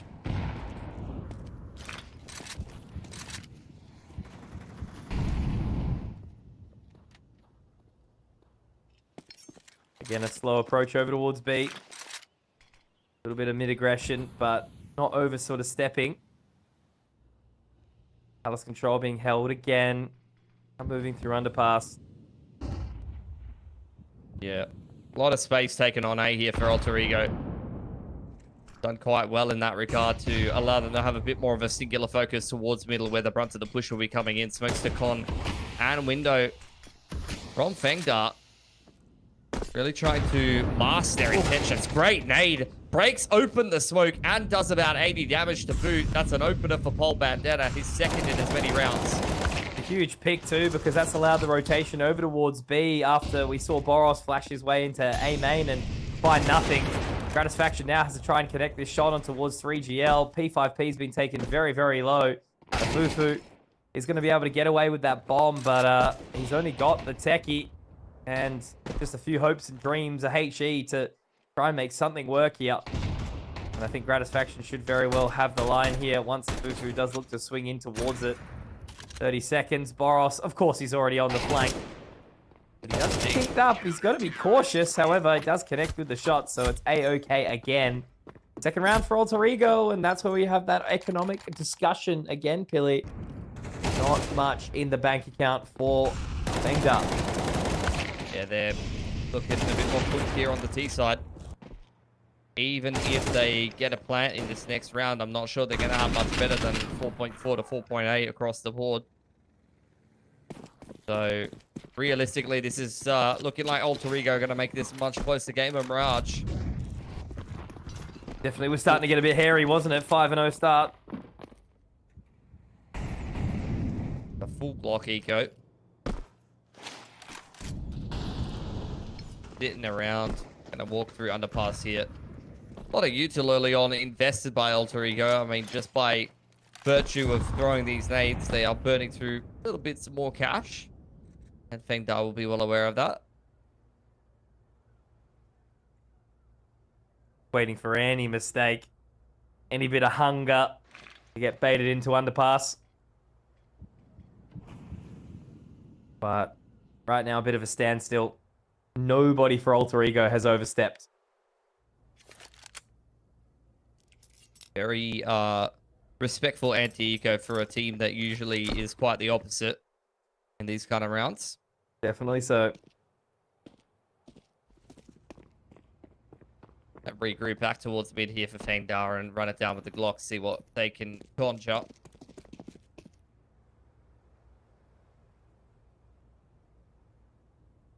A good game for 3GL. Definitely has emerged as the standout of this team, even on this T side of Mirage. Oof. Definitely getting more than they would have expected here. Gratisfaction has to try and hold the cross. Only gets the leg shot onto a Fufu, but that does allow him to pick up the extra kill here. Benset's got information onto Trash as he moves through Murder. They're just not going to give him the time. They're starving him of any sort of control here. An impossible round here to win for Trash. Picks up the bomb. No time of any nature. Gratisfaction just kind of playing with his food at this point in time. Very, very clean moment in time there. Well done. And yeah, it's been good to see this sort of resurgence out of Alter Ego. Gratis done very well there. He's killed him after time. Trash has only got 2.2k to bring into that next round now. Great movement around the triple box. Very patient play. Surprised FengDa of an additional AK going into this round.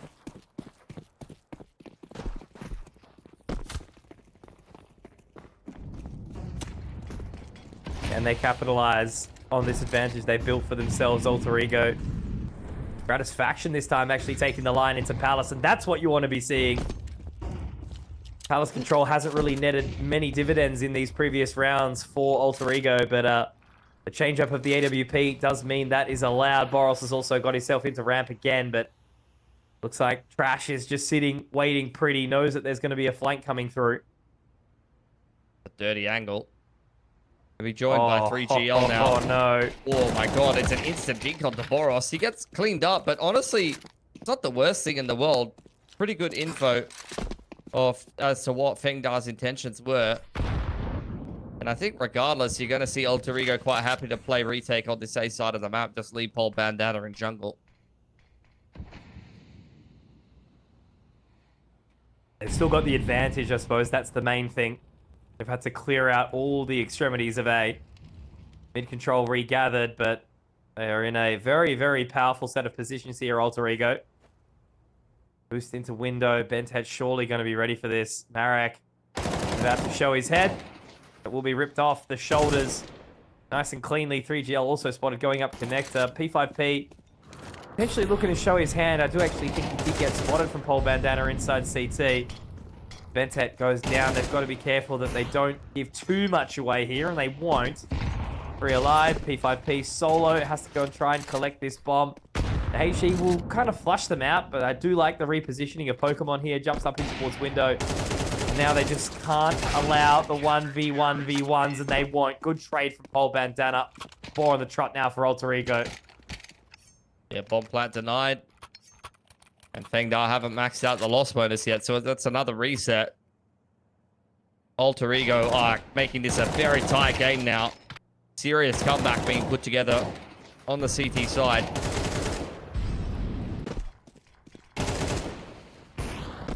Different waves of aggression at FengDa. It's not just been Boros. You've had Paul Bandana getting active inside of Palace. You've had Grat running around with the AWP. It looks a bit more measured now. A little bit risky and scrappy at the very, very beginning. But they've managed to iron out a few kinks here, and as they try to execute on towards A, the smoke will keep the member inside Palace of Afufu.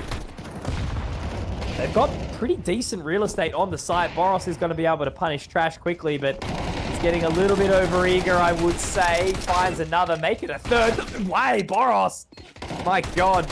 4 happy little kills for him. Afufu, though, does manage to get the bomb planted. If he's able to find a couple more with this Tech 9, it could get a little bit dicey, and it does. There is no way that Pokemon should have needed to clutch out the 1v1 there, especially after Boros opens with 4, nearly a 1-on-4. But they have managed to tie up the scoreline. Their money not too impacted. Over with that round not having a hell of a lot of investment, it means that FengDa will finally get that full buy again. 2 rounds left to play in the half. Nice little variation off that A execute from FengDa. I've kind of enjoyed watching these guys play the T sides so far today. I feel like they have a lot of different ideas and variations of executes. They play with some good structure. I feel like they're lacking a little bit of that X factor at times. Brat lucky to be alive there. That's a rare miss on the AWP from 3GL, and he's going back for more. Oh, Bandana's picked up a Fufu as well in this kind of weird game for Palace Control. However, both Boros and Pokemon going down, so there is a leak over towards B. Gratisfaction in position to try and slow down the approach. Bomb yet to be recovered, though. FengDa very much in control of this round, despite the fact that P5P is down on 2 HP. They're going to have to recollect that bomb, and looks like they're going to re-rotate back around towards B. Bentet by himself. Got another HE nade, actually, to follow that one up. Takes a chunk out of Trash. But it really is just Mr. Ferdinand himself to hold this B site alone. Right, starting to make his way on over, though, with the AWP. He might actually get on the window line before the FengDa boys get in here. Good bit of timing. Ben's head over towards Jail as well. I don't think the Molly's going to connect immediately. Gratisfaction does get a bit of information, though, on an opening. There it is.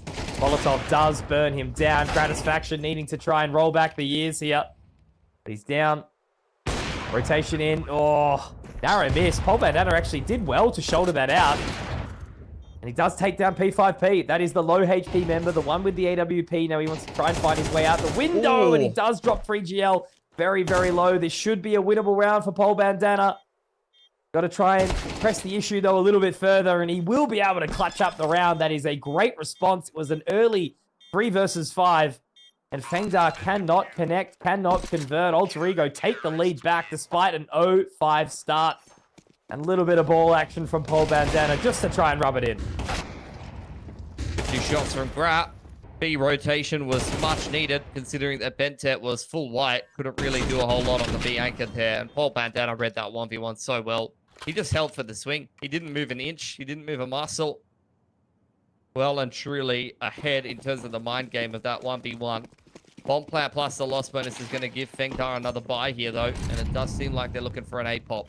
Yeah, it looks like it's going to be very, very quick, which we haven't really seen, have we? Good bit of damage on towards the nade. Marek taken low, and it's going to be that early aggression trying to deny. Boros is put into a very precarious position here. And it's actually his teammate's nade in Bentet dropping him down, but FengDa continues to strike forward, getting 2 big kills. Pokemon from CT. FengDa just farming at this point in time. Unfortunately for poor 3GL, he is all on his lonesome. He does connect with one, and they've got to be careful. Once again, this guy has been very, very impressive, not just with the AWP, but with the AK as well, Pilski. As you say, they have had a few good ideas. There's some individual prowess. The X Factor is kind of what they need, and this is the player that does ooze that the most out of this roster in FengDa. 20 HP to work with. The off angle's way too good for Bentet, though, and that is 7 in a row after FengDa started Mirage so well. Alter Ego have all of the momentum heading into the halftime break. Not often you will see a complete turn of the tides, 5 out the gate, then 7 to boot for Alter Ego. The fact that they've taken the lead is already a bit of a blessing here, and now as they kind of line themselves up, there's a chance that they could win this one out 2-0, but obviously they've got to get their way through the T side. So we'll take a little bit of a rest and dive back in to see if this will end or if we need dust too.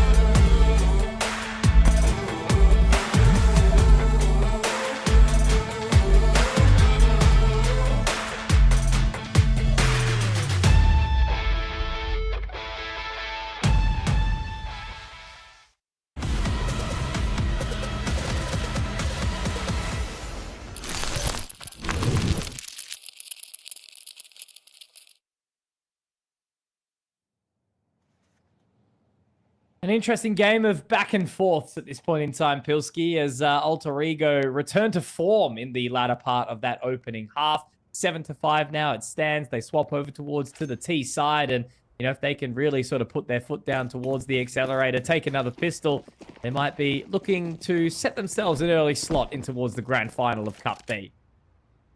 Two-man retake set up here for FengDa. Fufu very much baiting for Marek and has the kit and the smoke to be able to kick off the defuse later on. All full B apartments control taken by FengDa here. Fufu just trying to trim down the numbers as Alter Ego storm into the A site. Got a bit of control, a bit of space, but as he mentioned, there's already 2 members here to try and deny it. Boros has got to be very, very cautious here. The old bait and switch of Fufu holding onto that kit, does have the smoke. Marek dropping Gratisfaction. Pokemon also falling too, so already these members of Alter Ego just dropping like flies. Boros last alive. He does drop P5P. There's a moment in time where he could try and do something, but it's not really going to matter irrespective because they're already on the defuse, Pilski. Going to be the round coming through. Boros gets another bit of damage, but it is a very uneventful round for Alter Ego. Great start from FengDa here against last map of Nuke. That's both pistols as opposed to none. Yeah, it was a nice bait setup. I mean, you could tell what they were going for right from the get-go.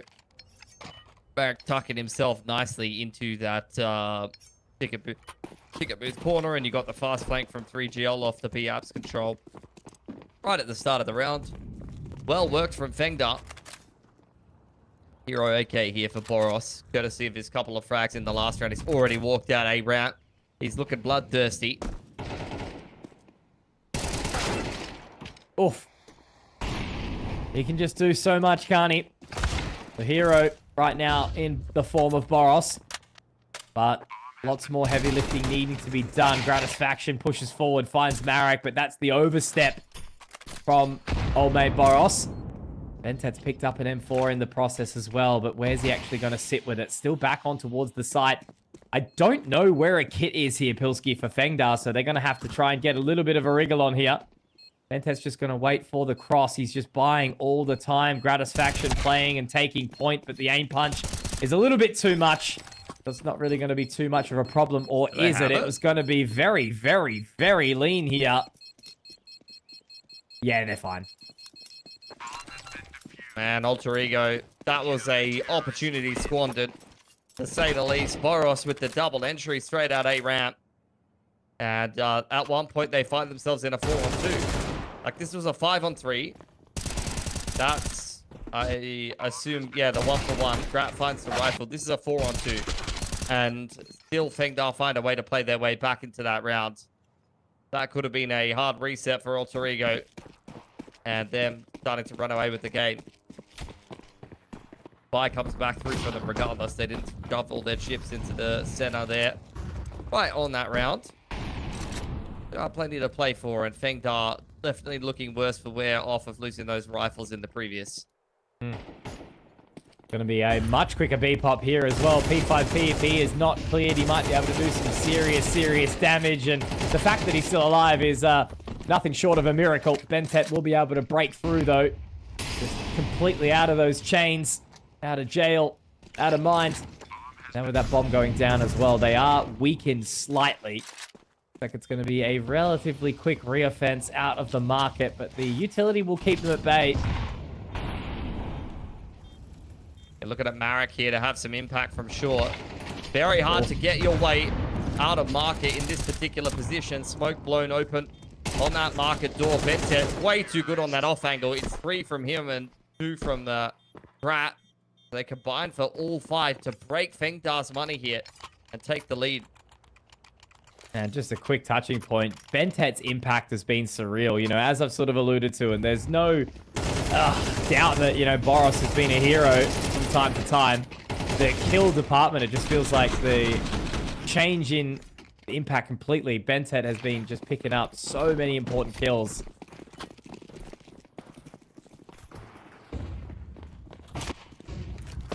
Nothing invested in this round but a smoke and a P250 for FengDa, and Alter Ego looking to get just as aggressive as they often do against the pistols. Well and truly in bully mode. Oh, Boros already up short. farming. And will he be able to find this cross? Yes, he will.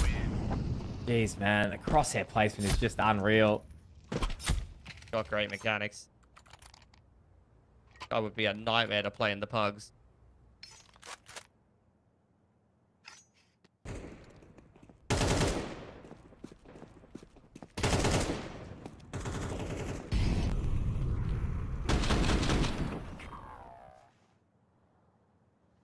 How does FengDa respond to that, though? Do have the AWP out for 3GL. I think he is my man of the hour on this CT side for FengDa to keep them in it.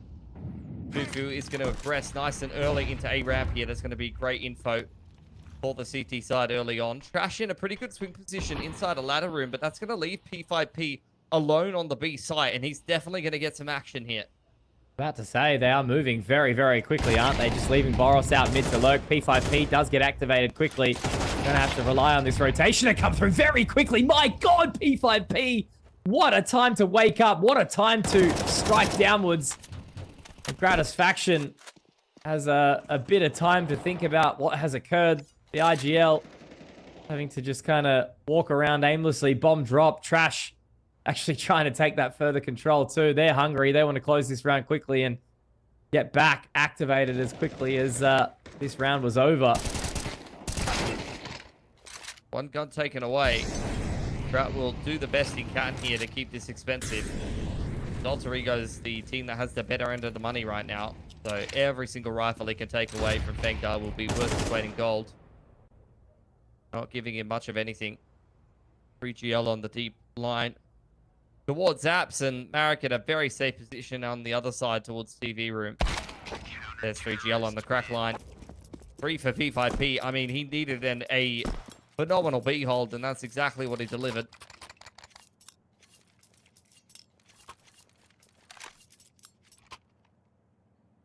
Best thing I've read all day. Pilsky and Has Daddy Slim are like the OC Scrawny and Launders. How do you feel about that? I don't understand the comparison for either side, but sure, bro. I'll take it. Hey, after defrag, Has Daddy Slim, our GOAT, both on the casting and the golf course. Yeah, that guy's a phenom. Either way, though, to get Alter Ego busting their way out middle nice and early here. Marek hands Spent a grenade. She's not interested in. Boros flashes connector. That's a great opener for Alter Ego. Man, just the timing on that flash from Gratisfaction to allow him safe passage up connector. The Fufu also burnt away. That'll be the audible for Pole Bandana. Straight in the face as well. He just lines him right up. Boros already has all this controller murder. Now P5P going for the firm flank. Bomb will be planted triple side. Now they can just play nice and open over towards middle. I think this round feels a little bit impossible to get back into. Pole Bandana does have his back turned, but he is outside of the main position. And yeah, I think that's basically just round done, hoping for a save or an exit here. I mean, it would be great to see him save the rifle here. The rest of the boys have actually got a little bit of money to work with going forward here for FengDa. The double digits again for Alter Ego. We're the first team to find it on the first map too.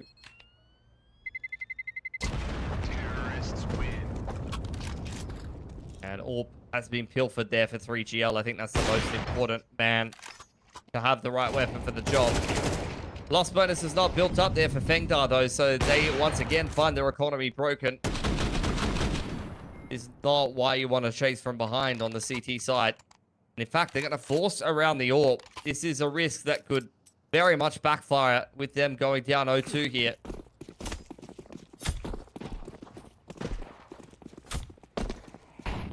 Real chance of it now. Did not feel like it as we opened up the gates on Mirage. The flood was coming, and the flood was in the form of FengDa. Boros again just trying to take point outside A main here. They are all 5 ready to explode. There is a bit of spacing here. 4 members kind of leaning from FengDa over towards A. 3GL gonna activate this Afufu close into A ramp. Really nicely timed flash, but traded well by Benchet. 3GL on the line now. Need to flash this man off, and unfortunately, they don't do their due diligence well enough. A little bit late, isn't it? Not in a position to trade out their teammate Benchet. Now Pokemon trying to activate. Great shot out of the high heavens from 3GL. Again, you know, we continue to harp on this man and his impact. Pokemon has to try find something solo, and look at the quick flank coming in as well. He's going to have to find at least one. 3GL does miss a bit of a opening opportunity there. P5P now onto this flank. What's he going to do? Pokemon has been very aware of the prospect of this, but I think unfortunately it isn't going to be going his way. Yeah, nicely done from P5P there. So they do hold on. Still one round the difference, but again, it's 3GL with just those impact shots out of the orb.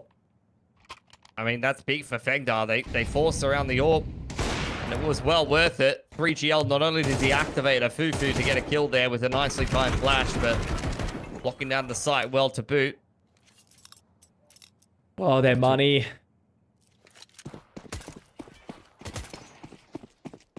Yeah, I mean, they're back down on the pistols. Grat saving for an orb going forward here. Just Boros straight out middle with the deagle. Yep, that's pretty standard. Come you should on. just expect it at this point. No way he gets two. Oh, dude. Two weapons picked up. A little bit of timing found. Boros now just marching up connector. Probably didn't need to overextend as far as he did. But look, when this round goes this way, who even bloody cares? 3GL is just forced to consider saving this AWP. And this is a tough pill to swallow. I think they want to hunt too. They've got nothing to lose in this round, Alter Ego.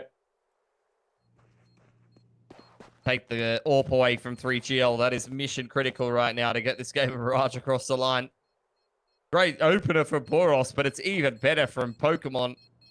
Just rips open that A site. 3GL now taking a look at the shelves in the market, and he's going to pluck Pole Bandana from them, connecting every shot, but wasn't ready for Grat. And Grat says, thanks for the AWP, mate. Sure, bro.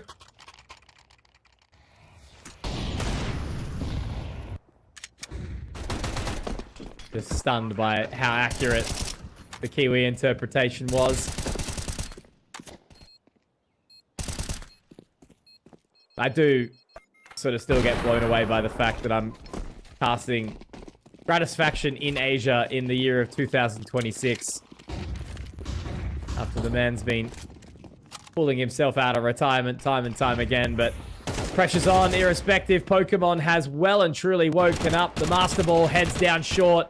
Marek, though, does deny for a quick moment. Has positioned Boros, yeah, going a little bit too far forward once more. Let's get punished, and that Molotov also going to keep Pole Bandana up towards short. So the weapon free round has been Marek in the form of two. Already taking that additional control. Rotate comes over. They've picked up a main as well in the form of a Fufu. Rotation coming around from 3GL. This is going to be a hard round to crack for Alter Ego. Marek in the pole position to do the damage. He's got the gun to do it as well, but they've crept up nice and close. Just how sharp can a 30-year-old be? Is this going to pull Conky out of retirement back onto an active CS team if he aces all five? That is the question.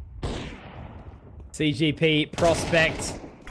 Marek holding on to this line. Gratisfaction does take him down, though, so it won't be this opportunity now.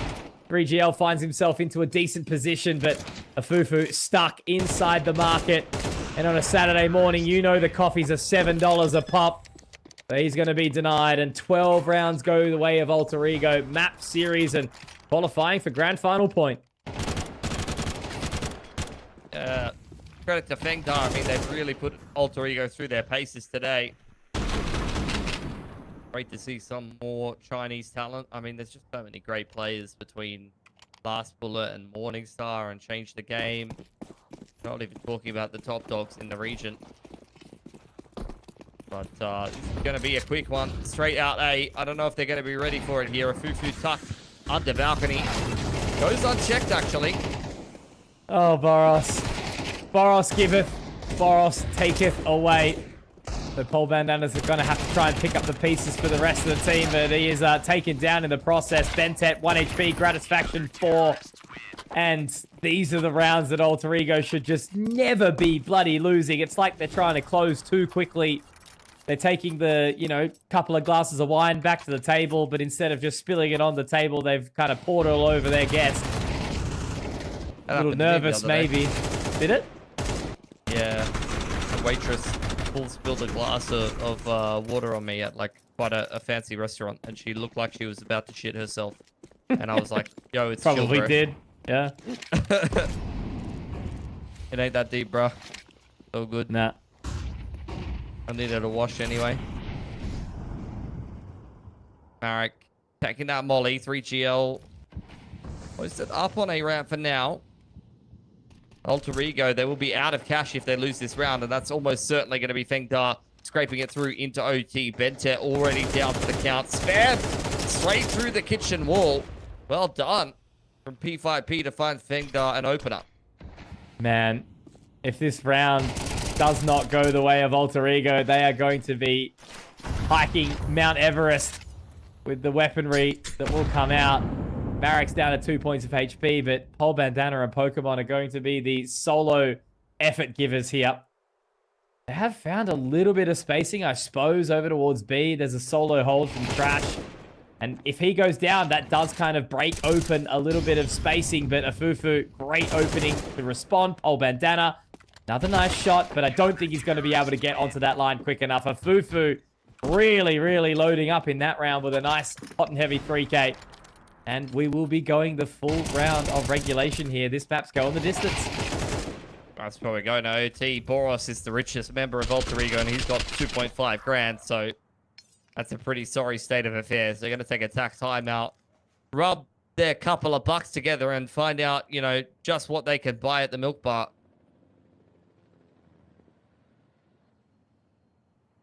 Left my scooter outside the dairy. Back minute. I didn't realize we had any gratification already on the line. Very softly spoken, man. Is, yeah.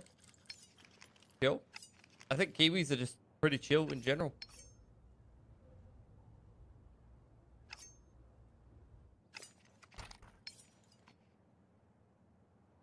Much, much better buy here for FengDa. They will kick themselves if they lose this round. Quick smokes into middle, thrown out there by Alter Ego. Not sure if that's where they wanted the mid smoke to go, just out in the open. Pokemon ready with that second wave of util, and it does seem like it's going to be a palace contact. Super, super important round here to try and continue a little bit of this momentum. I feel like they dropped this and, you know, FengDa are just coming in swinging, and with all members bar 2 falling down, Paul Bandana has to try and creep in towards this connector smoke. If he does pick up Marek, there might be an opportunity. But what's it going to look like by the way of timing? He is slipping in towards the jungle side, but Marek finds him. And yeah, I don't think Bentet's going to be clutching this one. Oh, Pilly, what is it with these maps and overtime? I mean, credit to FengDa. They have forced right when they needed to. They've fired up right when they needed to. Pretty well-rounded performance from the boys. Marek in particular had a couple of really good rounds there. Yeah, serious impact. That B hold was pretty handsome. Now the rotation comes in quick. Bentet has to try and find the control, but it just will not happen. It's overtime. And yeah, I feel like Alter Ego are kind of kicking themselves. They had 3 chances to try close this one inside regulation. But they've let it slip. Yeah, I mean, both this and Nuke pretty close maps that Alter Ego, you know, isn't just going to roll over and win for free. And look, the VPN has stopped working, it seems. So might be going to a bit of a pause here, I'd imagine.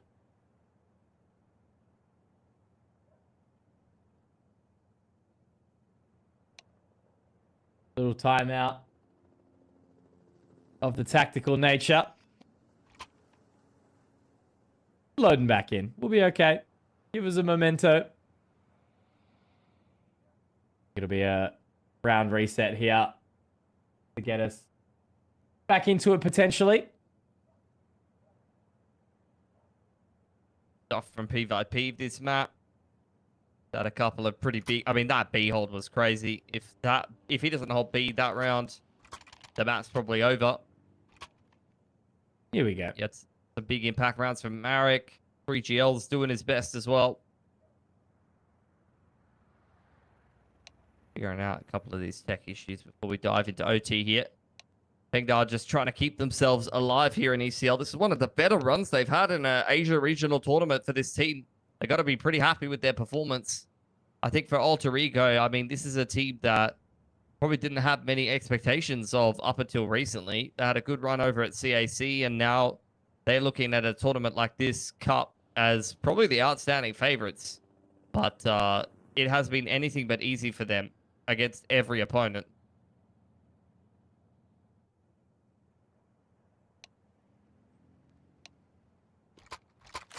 It's so hard to keep up with the pace.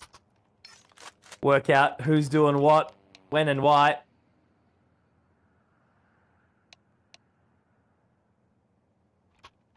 Like just 3GL left to reinvest. He is here.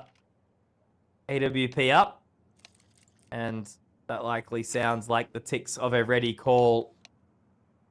So, yeah, here it is. The overtime extraordinaire that you guys all begged for. Itching for it, I understand. Just saying, guys, you know, give us some more Asian Counter-Strike. A glorious Thursday evening for it. As the clock will strike midnight here. 12 to 12. Let's see if we're going to need Dust 2 or if Alter Ego will be able to close the door on this one. Let's see what they come up with on the T side. They've kind of had mixed success.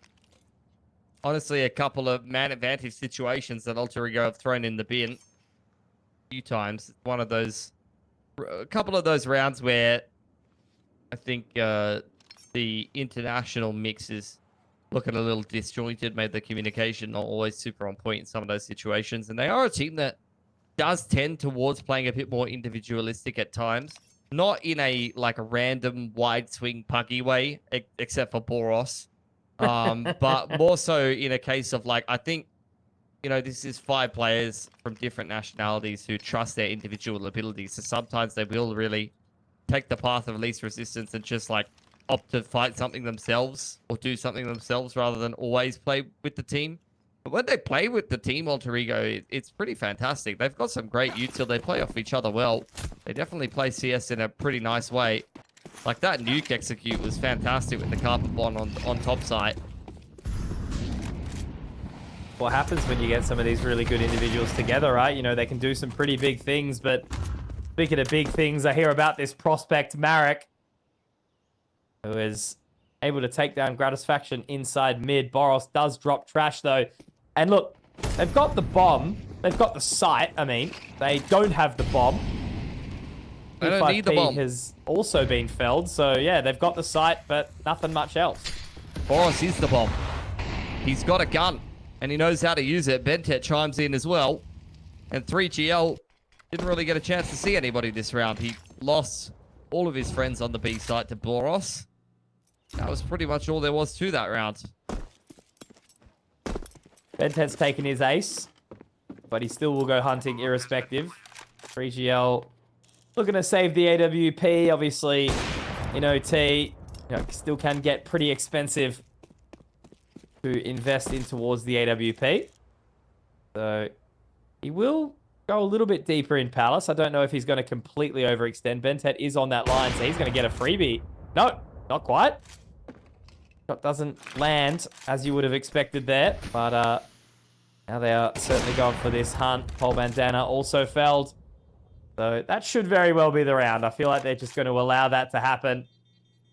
And it will be Alter Ego to find the opening in this overtime. Threw a couple bodies at him. Couldn't get him. Unlucky. Go next. A good start to the round from FengDa, but it was a skirmishy approach from Alter Ego right from the get-go. Up on his mountain of boxes there. Trying to make something happen, but it was Boros cracking open that B site.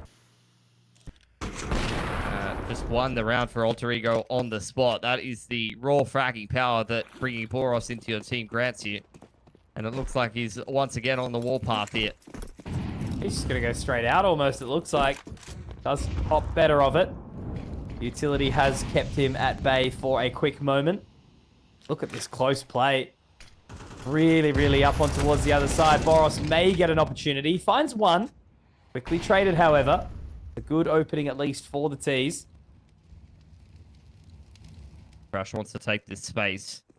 In the meantime, the mid-smokes come out towards Con as well as Window. That will allow Alter Ego to slip their way up Catwalk. That's a terrible case of timing for Paul Bandana, and Bentet's lost his life in mid, which has dropped the bomb on Catwalk. Retrieve for now. Grant spotting Marek out on the back of the B site. I was sure that Paul Bandana actually did get that spot and information. Now, unfortunately, I think this one might be a little bit impossible for Grat to try and pick up. Timing is going to be ever so uncomfortable here, depending on where these members choose to sit on the site. All three are here. Grat is going to switch around towards the long line. The AWP. He has to connect with more than one. And now we continue to go the distance, 13 to 13.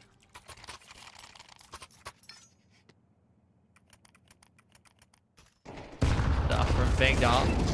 Had a bit of a scrap over A main there, but they really positioned themselves well in the mid-round.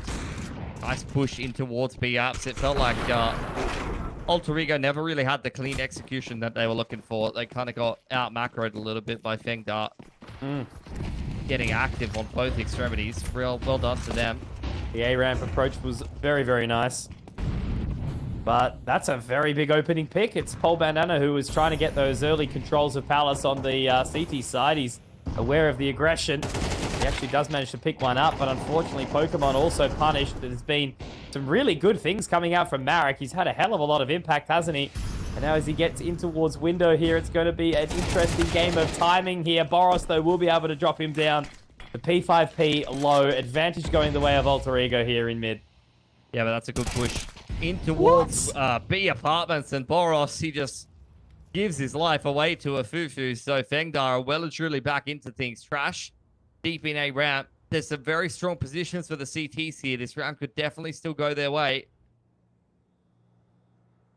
Oh, man.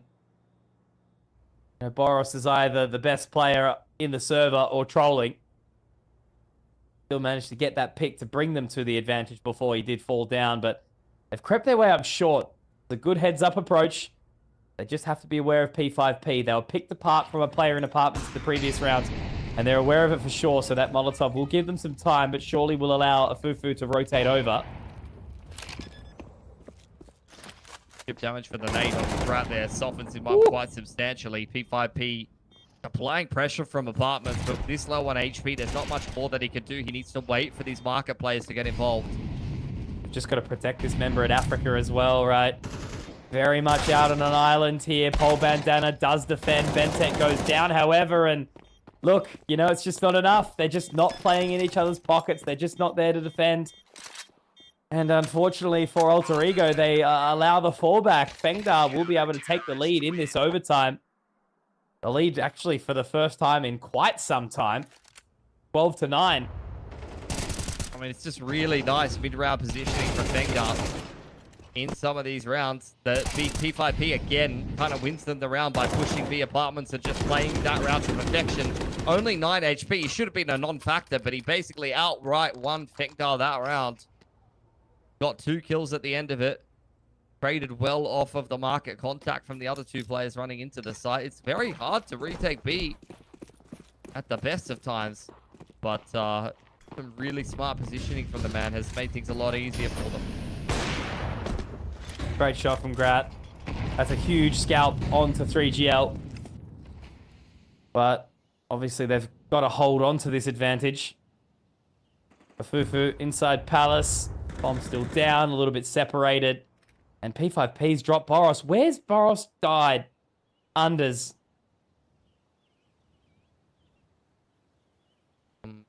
Still tentatively outside of A main. I don't think FengDa are anywhere near decided where they want to finish this round just yet. But with the pull back from apartments, it does seem like an A finish. P5P probably just going to go pick up the bomb now. Alter Ego much more heavily leaning towards that B side of the map for the time being. Looks like they're going to organize some kind of mid-re-clear. That window smoke misses, so that's going to actually allow Bentet to reclaim this mid space a lot easier. So opts to give it up for the time being, interestingly enough. Got to be careful where he shifts his focus, right? You know, you're going to have 3 hungry members come out. Paul Bandana very much on an island. Bentet's been isolated.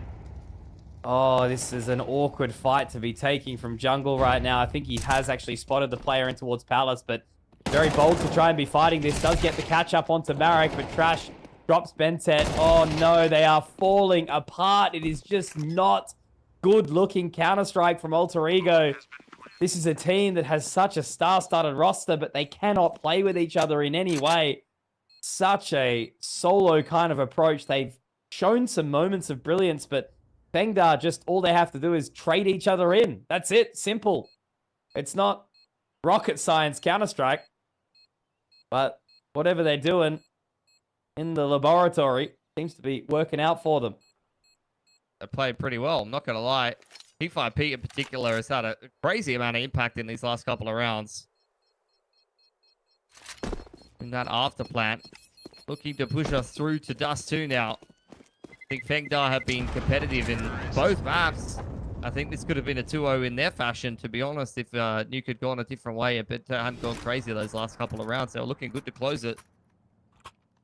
Now here on Mirage, really realizing that potential. Like the fact that Grat starts that quite well, and it felt like Alter Ego had an advantage for a lot of it. Trash and P5P just scale into the A site together and just absolutely book them. The name of the game, right? Hold each other's hands, skip out on towards the site together. Boros going down immediately. This time, though, understandably, I think it was actually a boost in the ramp from 3GL, so a very, very nice opening pick there. Now, Grat has to help. A little bit of spacing, go up mid. Oh, this is such an uncomfortable round to try and play out from Alter Ego now from behind. Molotov doesn't quite connect up towards top of mid either. I think it actually didn't burn out at all. Pokemon is now completely on an island, and it's not Hawaii.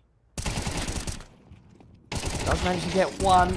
Not quite the second. Gratisfaction. Oh, not quite there either. He's still just in the bottom of connector here. This is such an uncomfortable position to play from. Again, 3 versus 2 in favor of FengDa. They are just inches away from taking this map all the way through to Dust 2.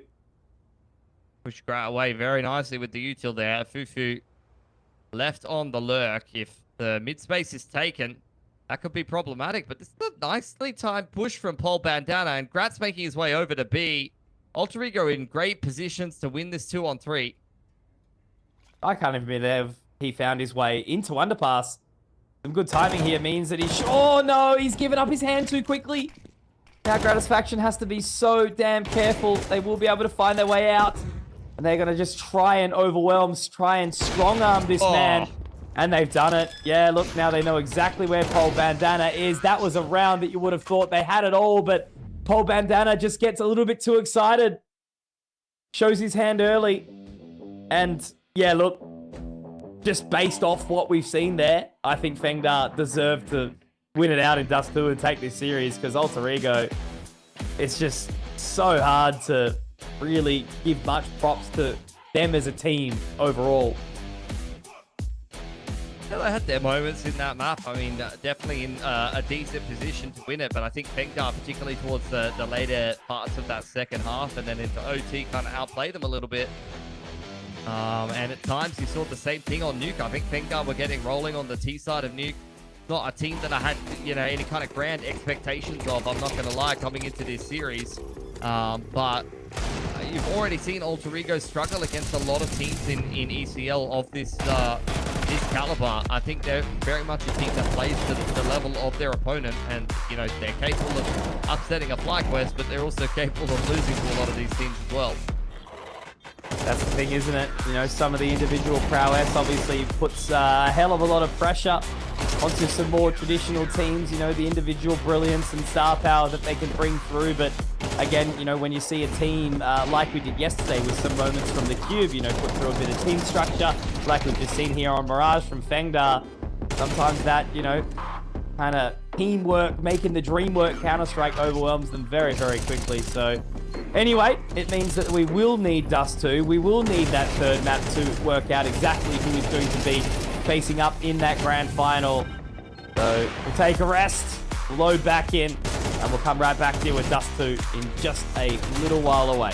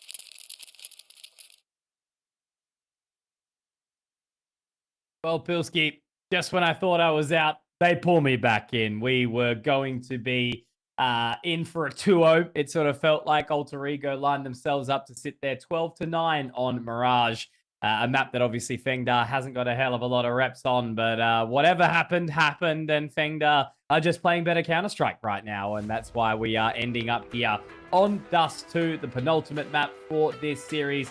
And the winner will be finding themselves in a nice little grand final tomorrow night at the same time up against BMZ. I think for Alter Ego, look, a bit of a slip up there on Mirage. I think they're kind of lucky they haven't found themselves 0-2'd out of this series. I think Nuke was looking pretty bloody good for FengDa. MVP goes over there to P5P. I think both him and 3GL have been welcome surprises for me, having not seen a lot of FengDa's games. I think these two Chinese players once to keep your eye on. Boros, 102 ADR for him in a game where, let's have a little bit of a look. Raj. I gotta really go into Delver to find out, but I can't imagine he necessarily had that many rounds where he consistently got the opening kill as opposed to just dying for free. Which is the classic Boros way. He'll find a way to get 100 ADR in a game where he's dying first in like 50% of the rounds, but that's just how it be, man. Really is. You know, they'll sit there and say, guys, I dropped 35 kills, and then you'll say you also died, 12 of the opening rounds, but they will always argue back with you, and that's okay, because Boros has certainly earned his stripes. I feel like there's been a lot of games that I've seen where he's actually won it for the team. So now we see a bit of a long duel. It's a good flash, and they are, really absolutely ready for this one right now. Pole Bandana makes it look quick and good. And now Benset looking to try and tap away on towards 3GL. But as always, they should not overestimate this position. 3GL, if they make a couple of mistakes, there could very well be an opportunity for him to try and bring this one back, as Boros now rotating up with the Julies. Makes it feel a little bit more impossible. We'll give him a chance, an opportunity, but he will be punished. So another pistol going the way of Alter Ego. They've been really picking him up in this series. Yeah, I think Dust 2 is going to be a pretty one-sided affair, I'd imagine. I think Alter Ego have got a really good strike rate on this map. Surprised it didn't even come in the first couple. Although FengDa have continued to exceed my expectations this entire series long. So look, if they keep it close with Alter Ego, all respect and credit to them. But this has been a map where Alter Ego have got, like I said, a great strike rate against some pretty solid teams. In the last couple of months, they've only really lost to Linvision. And they've got a lot of reps recently. So kind of backing them to close the series here. But we'll see what FengDa are going to come up with. P5P peppered down. Fufu and Trash just kind of taking a little bit of a look at his ragdoll there and saying, unlucko. Unlucko, malacko. A real slow round. Let's try and feel something out. As Benthead has DC. Damage has been dealt though, so it's not really going to matter. Again, if you're going to DC in the middle of a round, likely this one. They are actually trying to capitalize on it. Gratis Faction getting up very, very close and personal here. It might be a bit of a rude awakening. He has been traded. A Fufu's found it. This could get a little dicey. Boros is flashing his way through. Pilly, I just can't believe it. Pokemon has to try and be a sincere hero here. The Fufu, 3 points of HP, as mentioned. Marek playing from long pit with a Glock. No Kevlar. And Pokemon doesn't have a kit either. It's actually got to slip away. Marek's been dinked 99 in one. And I think they've won this round because Marek didn't die. Nice. That's insane. They've Glock ecoed them when Bentet's disconnected. I mean, that's one way to get into the game. As FengDa. CSGO clip of the week. Oh, man. Well, we'll go into a tech pause. But I don't really have a whole lot to say about that round. I mean, 3 players run through a smoke at Rat on 100 ping, who basically sprays spaghetti all over the wall. It doesn't shoot real bullets. and whoever else that was behind him, Paul Bandana, I think. And I then just can't believe Boros, under man. Boros is just trolling. I'm not gonna lie, I fucking love him. I don't know It's if my it's favorites. It's like watching somebody in his prime, man. You know? Yeah, Except true. except more intense. Like I feel like more unhinged and like angry and Middle Eastern. Oh, bro. I watched back the old it was the RMR FlyQuest, no, Renegades actually at the time versus Tyloo. They were down 12-3 and they brought it back to win 2-0 to qualify. I think it was the Berlin Minor or something like that. And it was just a crazy series back and forth. Bloody Blair and Harry casting, just losing both of their minds. It was such a treat to watch, right? But the whole point of the story was I got to watch Dan King just play like an absolute animal in that series. Now you get to watch him play like an absolute animal in Valorant show matches. And Yeah, stream. of course. That's it. Fans hung up the mouse for some reason. Like Dan King, Summer. Just a scrappy match of Vertigo, that one. One of the games of all time. Well, Alter Ego put back in the box for now. Flashed onto the line is Paul Bandana. Only good for 1-for-1 though. Boros is getting active in the middle of the map, as Boros is likely to do. FengDa, though, just wanting to simplify here. They've taken long control and they're probably just going to use it as a bit of a launching pad to go off some kind of A execute at some point. Taking it very slow. And towards Pit. Satisfaction does get the first spot, but no shot has connected as of yet. He's still pretty eager to try and find a connection. And he gets it. Very sharp. Might even get a second opportunity here as they move up close towards the long smoke. He does tag up P5P. Crash finds Boros, though, in the process as he's tried to wrap around through long bedroom again. They really have sort of worked out the method to try and deny Boros out of this map, but it goes into a 2-on-2. Bomb will be planted. The separation is very, very strange. Crash holding on to long. Gratisfaction's made his way in towards CT. Bented actually ready for him. Crash dinked down 2 points of HP. Gratisfaction should be able to knock him over with just a gentle breeze. The info gets the spot. Running out of bullets with the USB as well. And Trash, oh, gorgeous. Trash really able to put the knife in and twist it that round. 3 kills. AWP even recovered from Pit. Shot from Grap. Definitely keep things in the balance. But well recovered by FengDa. Honestly, Bentet would have been good to stick with the Deagle there. First shot connected on the head regardless. Thomas kind of let him down, I'm not going to lie.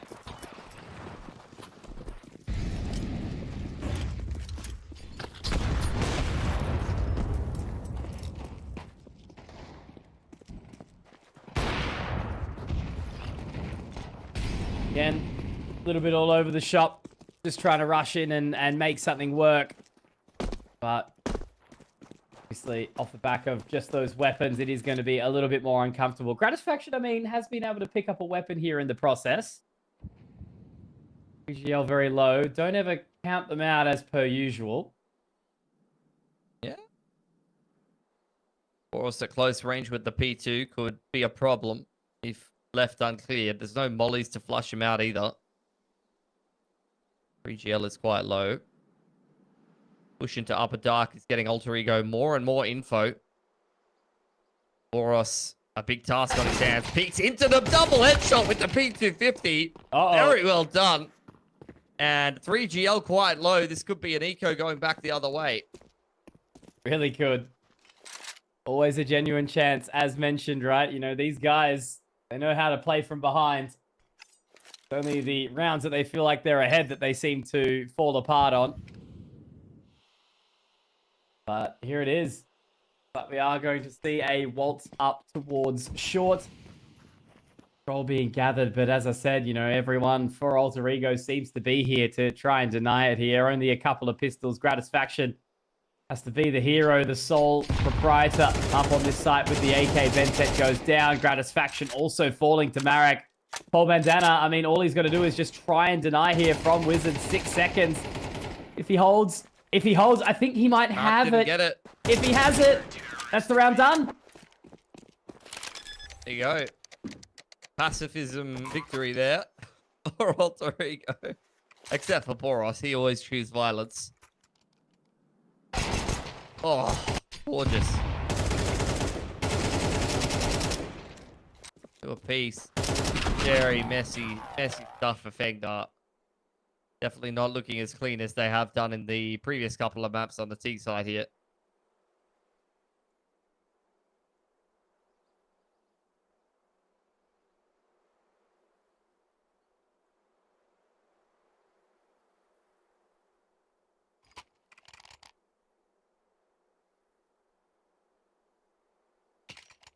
Oh, well.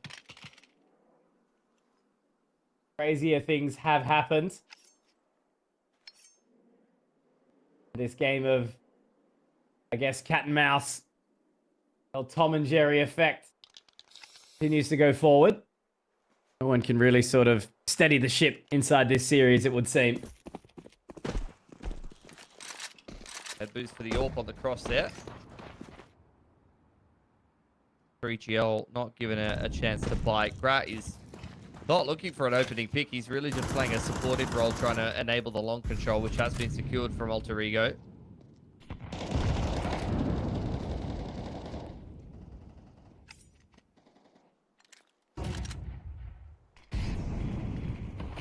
No action, though, for the time being. Just taking that long control back. Gratisfaction happy to take point up short. No real stress for the time being. Flashed off the line, though. We'll have to look to fall away as Boros starts to rotate back towards CT as well. So, limited action, mid-control gathered for FengDa. But more work to do if they're going to try and get their way up towards A, which looks like where the lean is presently. Right back on the line. Plenty of util to flush him away for FengDa. 3GL coming over with the AWP. Flick missed.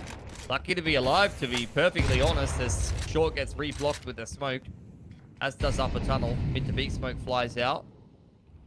But FengDa quite decided where they want to end this round for us. Just gets fully team flashed there by Bedtet. A little bit of a roughie. I mean, they're running out of time at this point in time. Hey, you know, 25 seconds. Still healthy. Gratisfaction's just going to peg the flashbang nice and high and hope that he can connect onto something. The opening shot onto Trash. Marek, though, will find Benset. And now it's going to be Boros who is going inside the smoke. Stewie 2K impression. Is he going to be able to deny anything? He's just sitting there waiting. And he will go up high and he's just punished again, man. Marek is done with your tricks, Boros. He does get taken down by Gratisfaction in the end, but it's still a awkward 3 versus 3 situation here. Fufu trying to clear around the back of this smoke, but he exposes himself a little bit further. It might get uncomfortable. There's the damage done, but 3GL still alive. Sitting all the way back at short here. Has managed to buy some additional time towards for the team. Gratisfaction does have the kit in hand. Trying to stick onto it, but 3GL will deny, will punish, and the AWPer of FengDa gets the job done again for the team. Big clutch in the one-on-one there. Felt like FengDa were having a pretty tough time getting going until Marek comes in with a couple of nice entries. 3GL to close, and that breaks Alter Ego's economy as hard as it could possibly be broken. They are double eco with nothing left in the bank account. It's 5/7s and armor. FengDa are in an excellent position on the T side now. They really are. But as I've sort of said, you know, the way that these rounds have gone, there's always a chance in. However, the jig is up for Alter Ego. Looks like they are well and truly ready for it here. FengDa just waiting out in the lobby, being able to deny anyone who tries to overstep. Boros, Paul Bandana already quite low, and they have to retreat back into tunnels. FengDa do not give a damn about rearrange the forces back towards long. Grat's over here, joined by Bentet. So there are still 2 pistolers no matter where you go for FengDa. Been able to get across here. Grat at close range needs to have some impact, but he goes down far too quickly, and Marek just cleans them up way too easily. You'd hope that the pistols will be able to do something there, but... Man, Marek has been, like, so impactful through these last 2 maps so far. Him alongside P5P and 3GL. Crash has had some moments too, sure. But now on to Boros. 1 versus 5 inside the CT smoke. I'm surely going to get caught. Yeah, absolutely. 5 alive. Economy decimated for Alter Ego. This is FengDa really setting themselves up for success here. Yeah, T-side's looking excellent. I think pretty much all 3 of their T-sides look pretty good. I think Mirage might have been kind of more of the exception, but I felt like they missed a couple of key rounds in that game in particular. They could have swung it a bit more in their favor. Nice tag from 3GL, and as Boros does... Oh, it wasn't actually him, to be fair. He ran away after he got tagged. I thought it was Boros just immediately re-peeking him. Wouldn't put it past him. Oh. Probably not where you want to be as P5P. Positionally, he's been very sound so far this series. That's a rare kind of misstep from the man.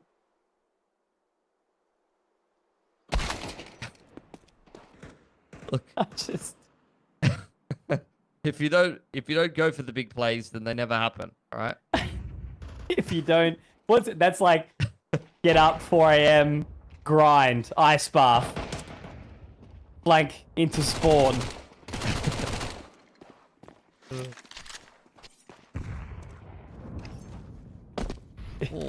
all picked up by FengDa. Very disjointed from FengDa. Has to be said. Rounds all over the place. Crash has made his way to Heaton. Pokemon might be getting a beating here in a minute. A really tough position. And again, that weird dance where not all 5 individuals are kind of stepping up at the right time. Paul Bandana with the AWP, 1 versus 3 clutch opportunity. And I mean, look, opening onto a Fufu's good. Now he has to try clear out trash behind Heaton. He just doesn't need a swing. Marek can hold the line. Coach is going to give the kind words in. You would expect Paul Bandana trying to clutch this one out as best as he possibly can, but he's just got no time in general. So another round does go the way of FengDa, and again, you know, as you mentioned, a bit of a scrappy one to boot.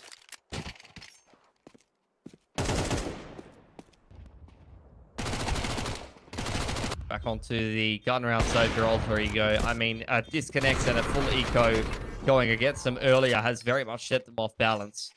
Been a while in the making to see them finally get the guns back in hand. And chipping in some damage to FengDa, but make no mistake, up 5 and 2 with some decent money as well. Chinese boys are looking good on Dust 2 here. Boros forced out onto the line by a well-placed molly there. Freebie for P5P, who immediately gives up that advantage. Quick through from Marek. A lot of damage onto Grat. And it looks like Alter Ego going to forfeit short for now. And just these openings being found onto Boros. Really making it uncomfortable for the rest of the team, you know, constantly feeling like they're playing behind. And that's the thing about a map like Dust 2, right? You know, playing a 4v4 can feel like such a big amount of strain, especially when you have to leave Pokemon on towards the side of B completely on his lonesome. He's done pretty well with the spray. A Fufu does ultimately take him down, but then quickly traded by Gratisfaction. All 3 members are here. Quick, smart. How's 3GL going to look? Great shot onto Gratisfaction, but Bentet can get it back. Marek, they're not ready for him at this point in time. They are going to have a little bit of a look now back. They do get the spot. They do get the information. They just need to play time here. This is where they need to get back on towards the same page, the same team. That nade is going to hurt Paul Bandana, and Marek now even getting the smoke down towards doors.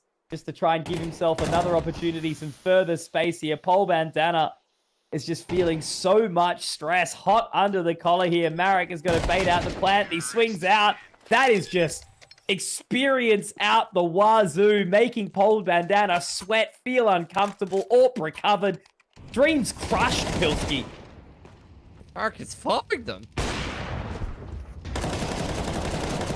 Can't believe what's happening before my eyes. I think Marek is playing better than when he was 30 years old on a relevant team at the time. In the current, like, he honestly is trying to drag FengDa into a grand final right now. 13-4 on Dust 2. A massive 1-on-3 there. Won single-handedly. Some really nice utility and great positioning. Jesus, man.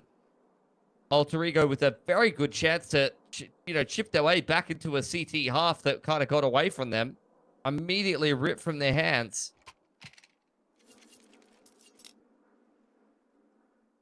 Trying to look back. So Marek, oh look, they've won as a player. Oh yeah, because that's right. He did have that little stint in Rare Atom, didn't he? And then that wings up for a little bit. Okay. Wings up. I think might have been on IG for a bit, if I remember, but can't cast my mind back. That's like COVID era, pre-COVID maybe. Vici 2016, man. Let's go. So he has been playing all the way since 2014, yeah. Yep. Rolling back the years. Trash doing a really good job denying this be aggression. Both Pokemon and Boros going down. And Alter Ego, they're on the ropes, man. They are really not looking very competitive in this map right now. All right, going down. That's the hard carry down. Hold on. Pole Bandana's on for one. Finally put away by 3GL. And it's just Bentet. All on his lonesome. Every footstep he's ever made has been heard by P5P, so that should be a easy little drop into CT and probably the end of the round from there. Although it's way through the smoke. But FengDa are well aware of his movements. Who's that? Oh, okay. A little bit of a fadeaway. There is still a slight level of disconnection I've seen, though, from FengDa, like, getting the bomb around the map. But when they're finding these picks, it just doesn't really seem to matter, does it? The only real sweat moment that they've kind of had in some of these rounds is the clutch from Marek.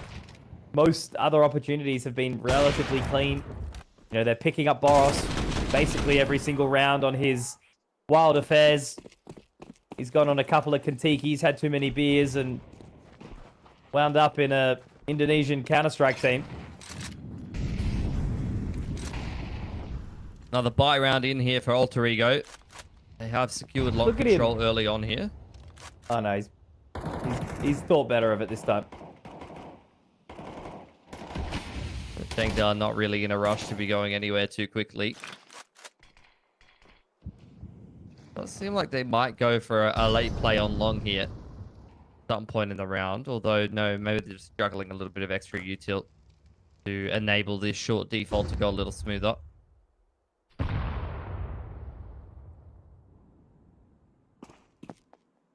Holding firm. Once again, Pokemon completely solo over towards B. That has been where the success has come through for FengDa in these last couple of rounds. I don't think they're actually going to want to try and break and enter through mid. Marek just getting that utility down, keeping the ship instead. And yeah, Pokemon, this is going to be a tough hold from him. The utility is going to start to march out now. Will he be blinded? Will he be cleared? He gets 1 and 2. Nicely done, but ultimately traded by P5P. But you got to be happy with that, at least for now, unless you're Boros, who is peaking in a 3 versus 4 when the rest of your team is still back towards mid. All right, just getting this lurk. He's going to get so much information. If he finds Bentet, I don't know. Yes, he did. Yeah, he spotted him. Unlucky. Not great timing for Marek there. 3GL and P5P, though, these are the two best players on FengDa in this 2-on-3. Very doable for them. Nice positioning around Heaton. Close angle P5P, fully white, as are the CTs, but they've made it out so far. Oh, 3GL's just hitting everything. And Grat's got 100 ping. Let's be honest, that's such an easy no-scope. What a clutch from Heaton on the AWP from 3GL. This guy is unreal. Oh my god, that is like almost back-to-back 1 versus 3s. One for Marek, one for 3GL. And that comes off the back of where you had the 4v3. One of your teammates decides to peek for no reason. Bentet recovers so well. But yeah, I guess I feel for Grat in that circumstance. As you said, the high ping makes it such a challenging prospect. But look, this is FengDa sitting 8-2 right now. Yeah, I felt like the 3GL read it very well there, though. Like, he knew that Grat was going to run up and go for the no-scope there. So, for sure. No ping, I think he's probably got that one done. Big brain. Money. Bit weird here for Alter Ego. Not a lot of util in this fight. Down on the scout for Grat.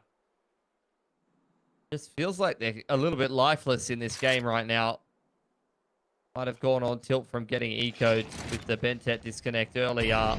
Getting 1v3 multiple times. I think it's going to be pretty hard for them to get their head in the game at this point. Feels like this is spot in the grand final on a silver platter for FengDa. Should. Always the key phrase. You just never know. As I sort of said, you know, we were really kind of getting in towards that position where we wanted to say pack her up in favor of Alter Ego. Feels like a lifetime ago right now. Still 2 more rounds left in the half, and if FengDa manage to fashion themselves into a double digits position, don't know if it's really going to be overly possible for Alter Ego to pull themselves out of the ditch, but the CT side of Nuke can be a harsh mistress. Now Gratisfaction trying to find the opening here, does some decent damage. Marek will go down, but that nade is going to surely take Bentet's life. Gratisfaction continues to do some serious work with this scout. But Trash also looking to do the exact same thing. Pokemon can't quite stop the plant, but he does get the damage dealt, and there we go. Boros with 2, able to reactivate and find something for the team. Looks like we're going to get the AWP, get the AK, and get the round for Alter Ego. 8-3. Surprised that that player planting doesn't get off. Just got Pokemon jumping up and down at him. Job with the scout there from Grat. So, one has to change. And nice retake there. Boros and Pokemon combined for the rest. Money's starting to run a little bit thin for FengDa, but it's the end of the half, so they're big chilling. At least Alter Ego have been able to keep themselves in with a bye here, right at the end. Desperately need a 4th round.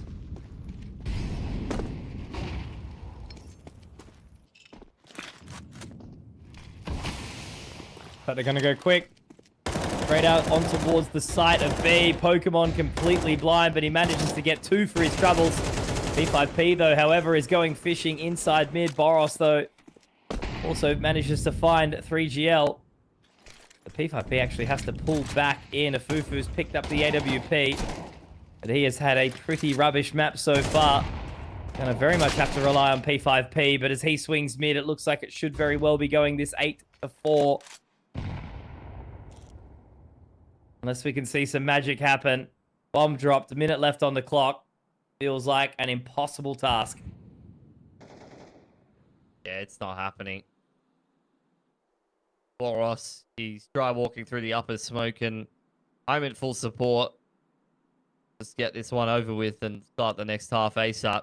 Fufu sliding back onto that line. Wasn't ready for Boros on the off angle. Alter Ego scrape a 4th CT round together in a half that went disastrously wrong. Let's see if they can manage to fashion themselves a spot in this grand final with a big comeback after the break.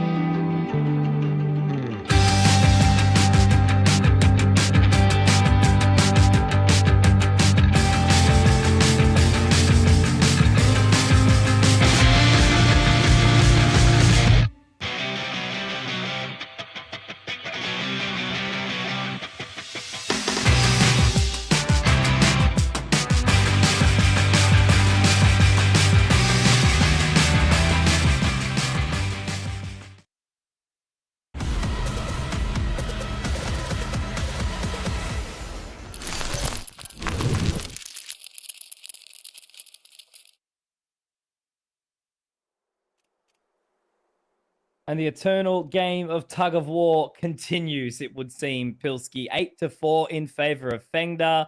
It was a little bit more of a one-sided affair at the start before we did manage to see Alter Ego start to claw back in the latter parts. A 2-round streak right at the end there to breathe some life back into this map. And straight out long. Making no secret about it with the flashes flying up over. FengDa will have heard that, and they're repositioning accordingly. Marak already thinking about a flank. 3GL's made his way through the middle of the map.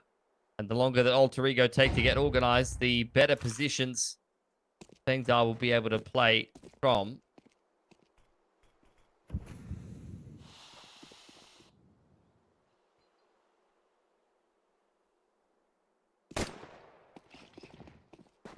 Giving it time.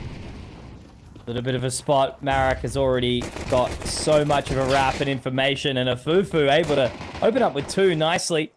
Paul Bandana does afford 1 back, but they are still stuck on this site, stuck towards long. Marak has opened up his exposure and really just starting to try and toy with them here, as Trash also will pick up another to close it. Paul Bandana has a good crack, but it's just not enough for the wrap and the control of Master Marak. 9-4, the scoreline sits, and yeah, that could be one of the inevitable nails in the coffin here for Alter Ego. Yeah, it's a big pistol to win. Bomb plant denied for Alter Ego as well. Boros and Pokemon both buying digs is going to hamper the round 15 buy if they don't get some serious damage done here.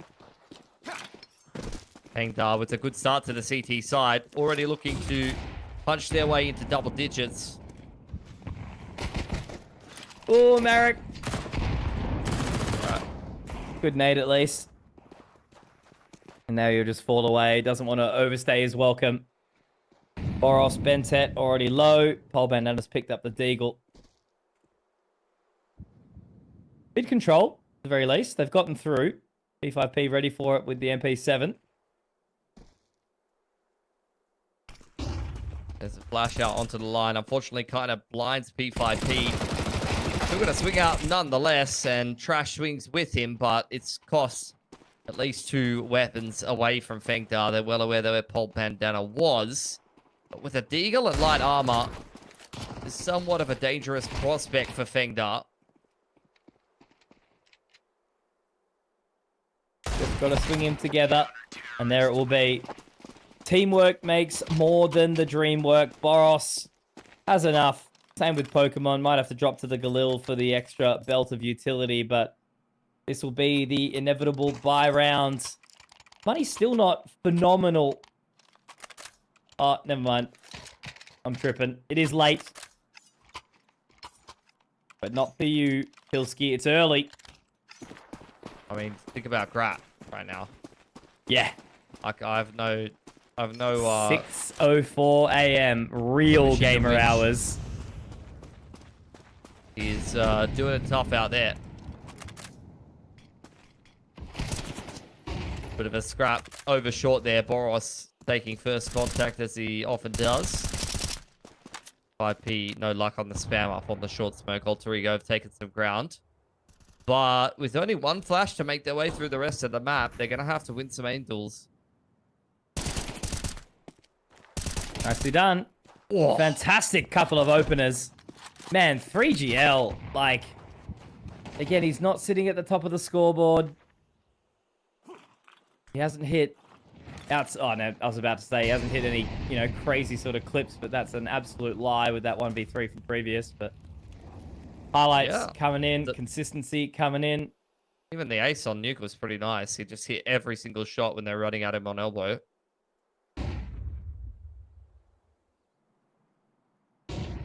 Flashes flying out there, giving Alter Ego pause for thought. But swing out from Marak. I can't believe Trash has been digged for 29 there. That's unlucky. Again, like, these flashes could be so much better for FengDa, to be honest, and they're still winning the round so hard. There was 2 flashes that caught the CTs full white that round. It could have been even better than that, and that was still 5 alive.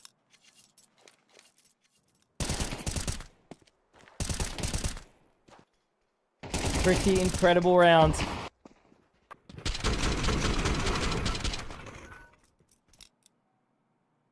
Of exactly what you want to see.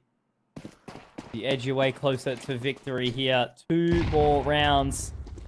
And it'll be a rematch of the upper bracket final up against BMZ. That's rough. Pokemon's already down for the count. Boros trying to pick up the pieces, but wasn't ready for that off angle from Trash. So yet another round where Alter Ego start with a severe disadvantage right before they're even really able to do anything interesting.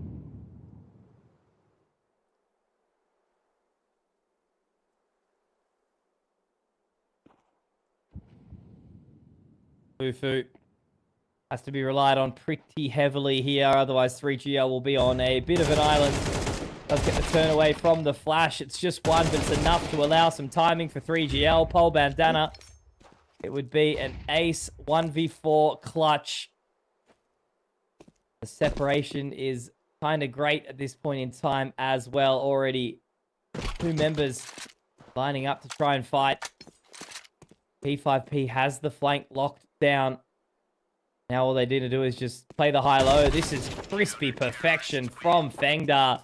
They are just playing lights out Counter-Strike right now, aren't they? A completely different team, a well-oiled machine. Whereas Alter Ego just haven't really been able to show a hell of a lot throughout this map at all.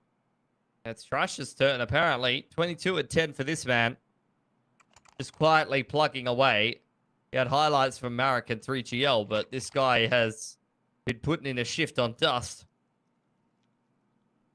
Back timeout for Alter Ego, but there's no way they're running 8 back-to-back to push it through to OT. I mean, this is FengDa's spot to just kind of walk over the line in this grand final against BMZ. And I dare say this will be a bit of a confidence boost for them. I mean, they got dispatched off by BMZ in that upper bracket final before, but maybe after this win over Alter Ego, particularly the demolition that was this third map, they might feel a little bit more confident to take that grand final rematch. Pretty big win, right? You know, just even the names in the server, as we sort of mentioned a few times, every single player is someone that we've at least heard of around the block, right? And then a couple of major players, multiple major players. So how do they close it? Or can they? Will they give another opportunity up to Alter Ego? Will they allow this game to go the distance?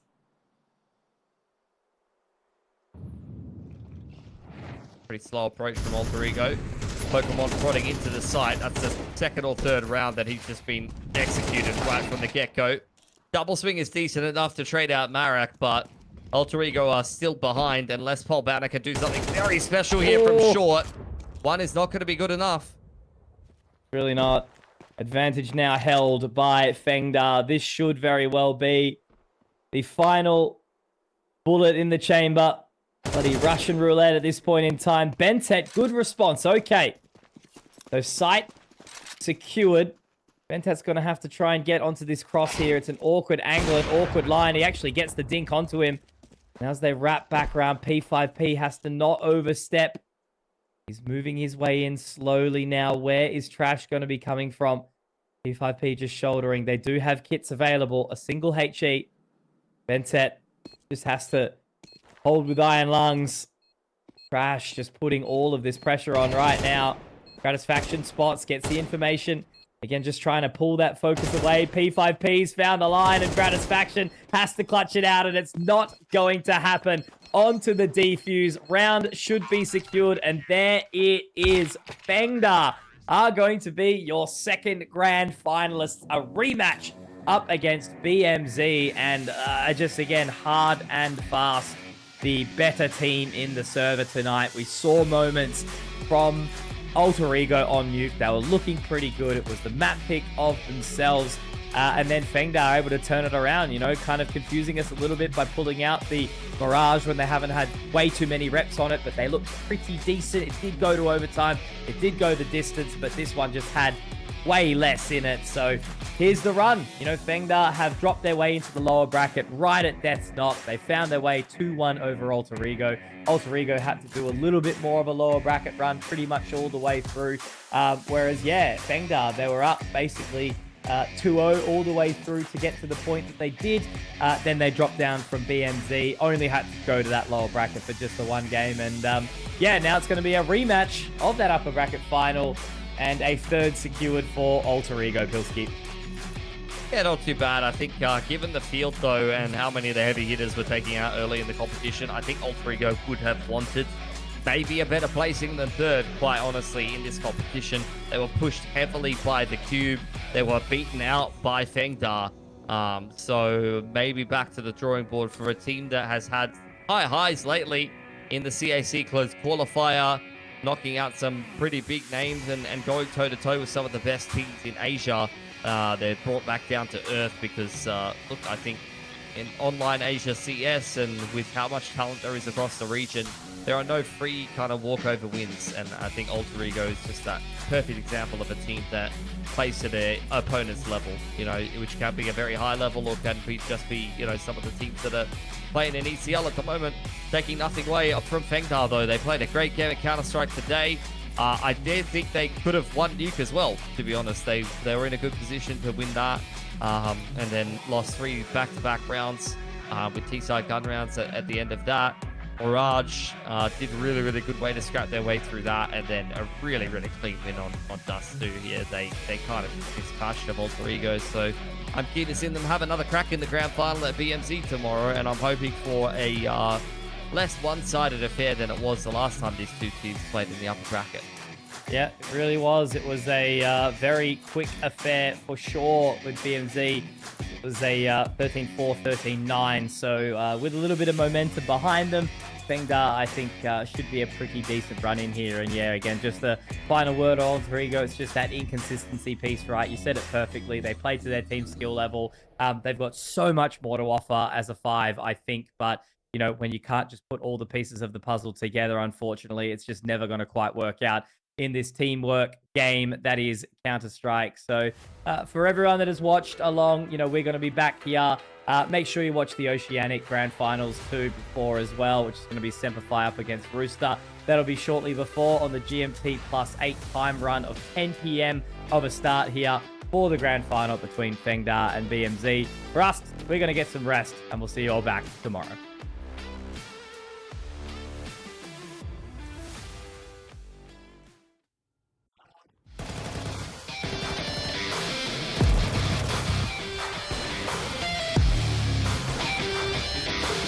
Tomorrow.